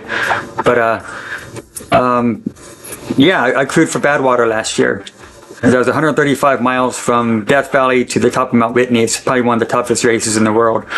And I had the honor of crewing for somebody that's it was like pretty much I was in a van for 2 days and just following this guy along, and with a few other people, and I might have got 20 minutes sleep the entire time. But to watch these people go through that was incredible. But for myself, mental toughness, I always think to myself, I've been through worse. That's what I've been through worse. I've been through worse. I've been through worse. That's how I keep repeating myself in my mind when it gets tough through those tough miles. But Paul, I was actually kind of curious. Can you give us some behind the scenes of how you filmed this? Like, how did you keep the battery going for so long? Yeah, sure. You caught a glimpse of it. I tried to show it at the very beginning before I actually started the race. This is just a GoPro on a, there we go, on a little stand just like this. And the trick is you take the battery out of your GoPro, take the little door off the, let me see if I can get this in here. Take the little door off the side of the GoPro, and you just run a cable from the GoPro to this guy, to a power bank. And oh wow! This power bank would have kept that GoPro going for over 15 hours. So that's how it got done. Wow! You must have had a massive SD card too. So. Well, that was a little bit of a balancing act because I could only shoot at maximum 1080p, 30 frames a second, and it was 128 gig memory card. So I couldn't have gone more than 5 hours total at that resolution, but that was plenty for this. So like if you're trying to film an ultra that way, yeah, you're probably going to need to go with a much bigger memory card. But yeah, that's how I did it. I would love at some point to get my hands on an older GoPro, just so I have two, and then I could have set them up maybe various points around the track and kept it a little more interesting. I saw a couple other runners earlier. So other people getting on the track with you? Oh yeah, there was one guy who came along. I think he arrived somewhere when I was in the 50s, somewhere in the lap number 50 or so, and he stuck around till I think right around 81, 82, and that's he was like, "Okay, I'm going now," and I was like, "Oh man," because just having him there made such a difference to my mind. Like, you know, like I said, there's no distraction when you're just running circles like that. So even just knowing there's another human being there, kind of. How is that different, like versus all the marathons you've done where you've had crowds versus doing it solo? What was going through your mind during those several hours? Yeah, like I said, the first 2/3 of this was perfectly fine. Like the pain in my hip wasn't bad enough for it to be a distraction for most of this. It was only in the last like 6-7 miles where it got to be like where I really had to. It had presented itself strongly enough that it was at the forefront of my mind. Like that's what I spent most of my time thinking about. So not having the distraction of humans made that a little tougher at the end. But it's a weird balance, Jen, because at the same time I loved the lack of variables in this situation. It just worked with the way my mind is, like not having to worry about the runners who are in my way and not having to worry about, you know, the weather was predictable on that day. It started at 46 degrees and by the time it was over, it was like 55. So the entire time, at least the temperature was very comfortable. So I didn't, beyond the pain of my hips, I didn't have a lot to worry about, which was really nice. Did you have wind? I have a question, Paul. Sorry to interrupt. So if you do PR in this, will you count this as a marathon PR even though it's on a flat, round course? Yes, only because I know for a fact that it is measured to the inch. I would count it. I don't know if anybody else in the world would, but you know, when this is over, should I break the, you know, set a new best time, then I will walk around quoting that as my best time to the world whenever I get asked.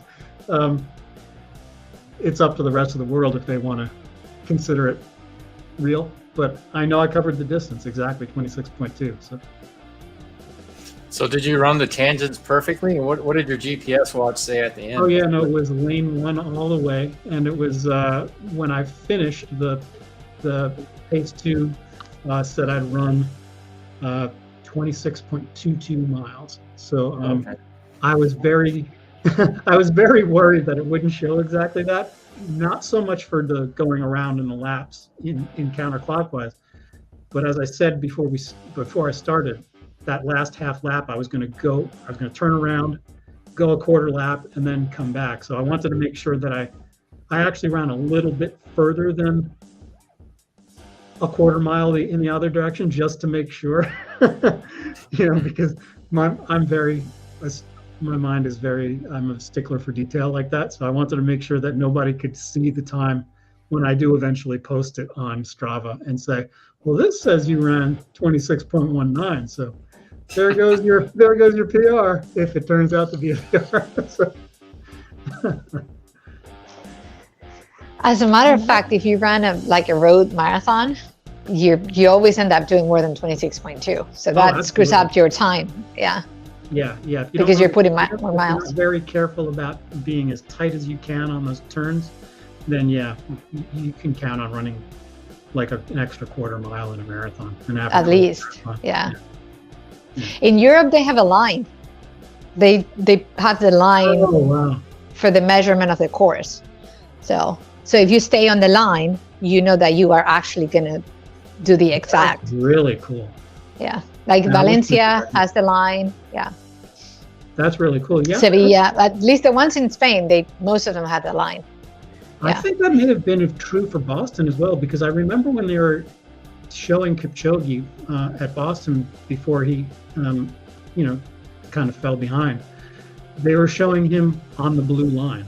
Like they were saying, he's following the blue line. He's trying to cut the time as he can. So. Yeah, when my brother ran Philadelphia with me, that was his first question. He was like, "Where's the line?" And I'm like, "What line? What do you mean?" He was like, "The line. There's a line." Like he was so confused. Yeah. Gotcha. Bev, that's a great question. I think what I'm going to do, guys, if you will indulge me. Oh, let me just get this on here. Yeah, exactly. That's the problem with a really crowded course. When I come crossing through here, guys, what I'm going to try to do is I may rewind a little bit just to, let's see if we can hear. Paul, can you turn off the music? And then I think we could hear. Yeah.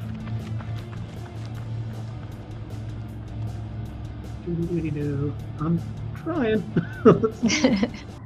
I'll just pause the music. Yeah, he might be in his. Paul might be in your last mile now. So. Oh yeah. I think one thing I can give away here at this point is that starting at about lap 82, I never ran another 136 or another 137 after that. I started slipping no matter. You can't really hear it, but starting around lap 60 of this race, the wind started picking up, and it started gusting between 15 and 20 miles an hour on the back straight. I was just fighting wind the whole time. It was like I actually had to lean into it to try to keep the pace, and I was never by lap 80 something. I was completely off of pace. It started getting slower and slower. So that minute that I was ahead at the halfway mark, I was running out of spare minutes or spare seconds really, really quickly by the end of this. Yeah, you can hear the wind. Yeah, and I guess it was at my back for the straight that we can see here, but it certainly didn't feel that way. all I felt was the wind against me in the back half, and then the clouds. Let's see if I shout something out here. I admire that you actually yell. Like you have the strength to yell, like screaming, like. Originally, I was going to, when I edited all the different GoPro chunks together into one cohesive video, my plan was to not just put this counting clock up, but I was actually going to put the lap numbers in, which would have made this a much more fun experience to watch. I know, everybody, but the idea of sitting there for 6, 7, 8 hours trying to edit in that much detail just didn't appeal to me at all. So this is about as good as it's that's a lot of work. Yeah. So yeah, let's when I come around again, you're close. I know. I can feel it. Oh man. Yeah, I can see myself. You can see that little dot coming around underneath the bench there. That's me. At this point, I knew I was bleeding time like crazy, guys, and the only thing I was doing is just trying not to bleed more than 60 full seconds in the back half of this thing. I was just. It's funny because you know how I was saying my hip pain was sort of the main thing that was at the forefront of my mind. It got to the point by here, I'm not even feeling the pain anymore, in all truth. It actually got to a point where just the obsession with making the time was so it almost blocked out the pain. It was weird. Let's see if we can hear this. 103. 103. Looks like two and a half to go. Wow. When I hit 105, you'll see me turn around and head the other direction. Which, I know I gave away 3 or 4 seconds just turning around once and turning around twice. There. Why did you turn around at the end? I didn't catch that.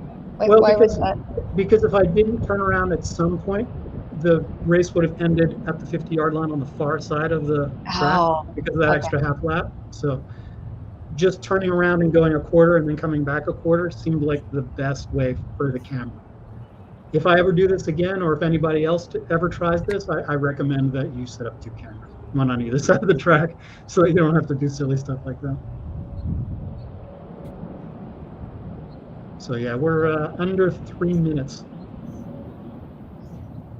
If I'm going to hit this thing, and I'm about there I am. So I've got another lap, a little over lap and a half left. Lap 3/4, I think. Oh man. Yeah, it's super tight. He's a nail biter. It's super tight. Oh, let me get. Sorry, I don't have the comments up here. Let me see. Oh, Pep says, "Go, Paul, go." What was your PR again? It was 252. 252.24 is my current PR that I'm trying to beat right here. When does the marching band come on the scene and start cheering you on? I mentioned you hit. Oh my God. But what about That's you? 104. I got one more to go before I turn around and do it. I think that was 104. The suspense.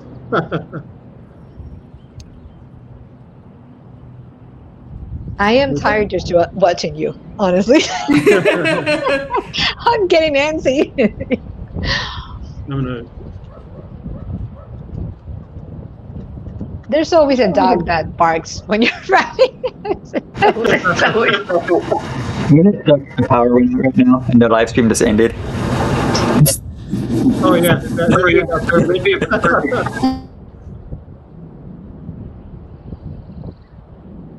So yeah, it's I don't know. Yeah, here I come. Man. So a quarter lap here to go, and then a turnaround, and I've got now 1 minute to do it.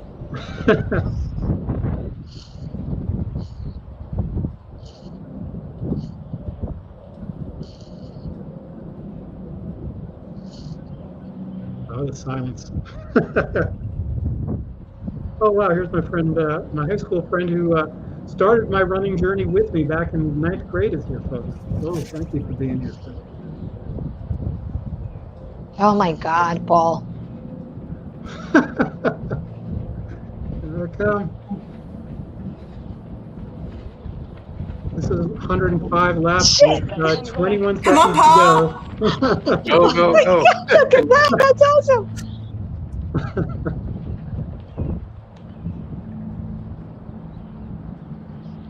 8, Man. 7, 6, 5.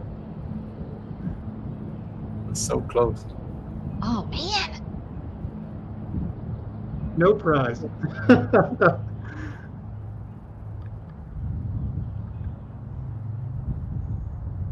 However, Come on.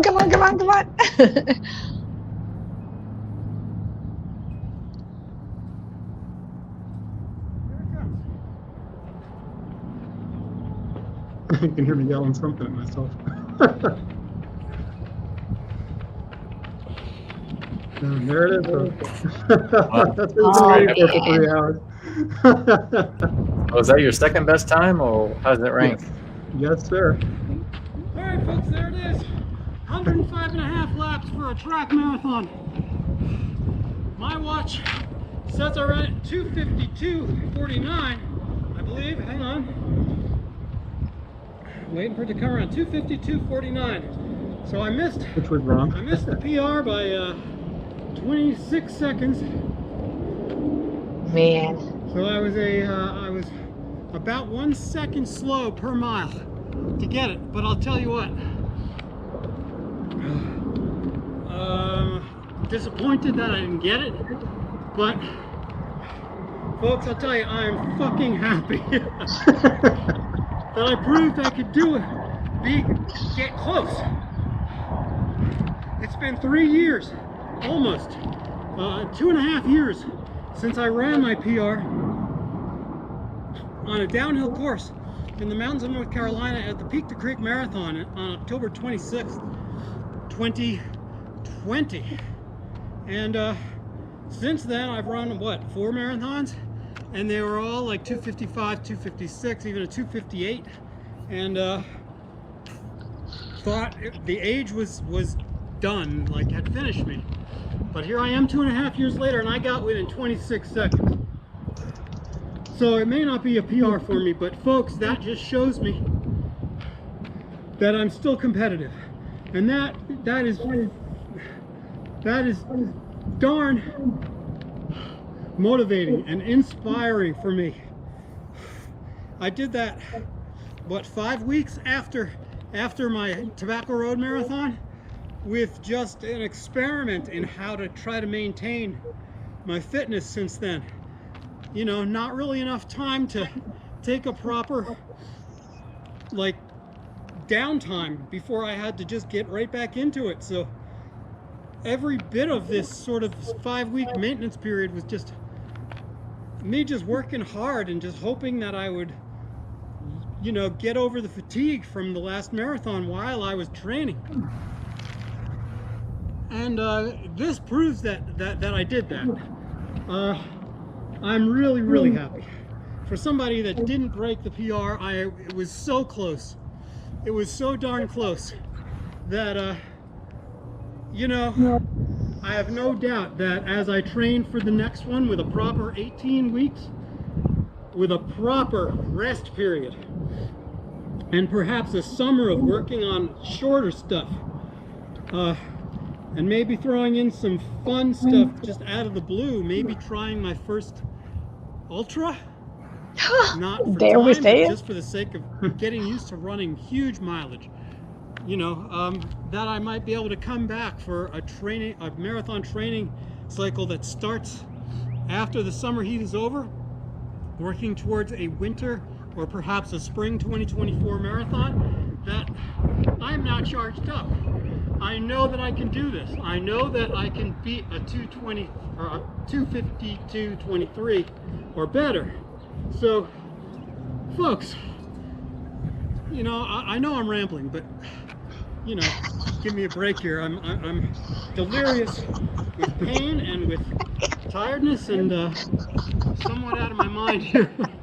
And I'm just happy. I couldn't be happier on the day. The only thing that would have made me happier is running a 250, 223 or faster, but being shy by a second every mile under these conditions, gosh darn it, folks, I'll take it.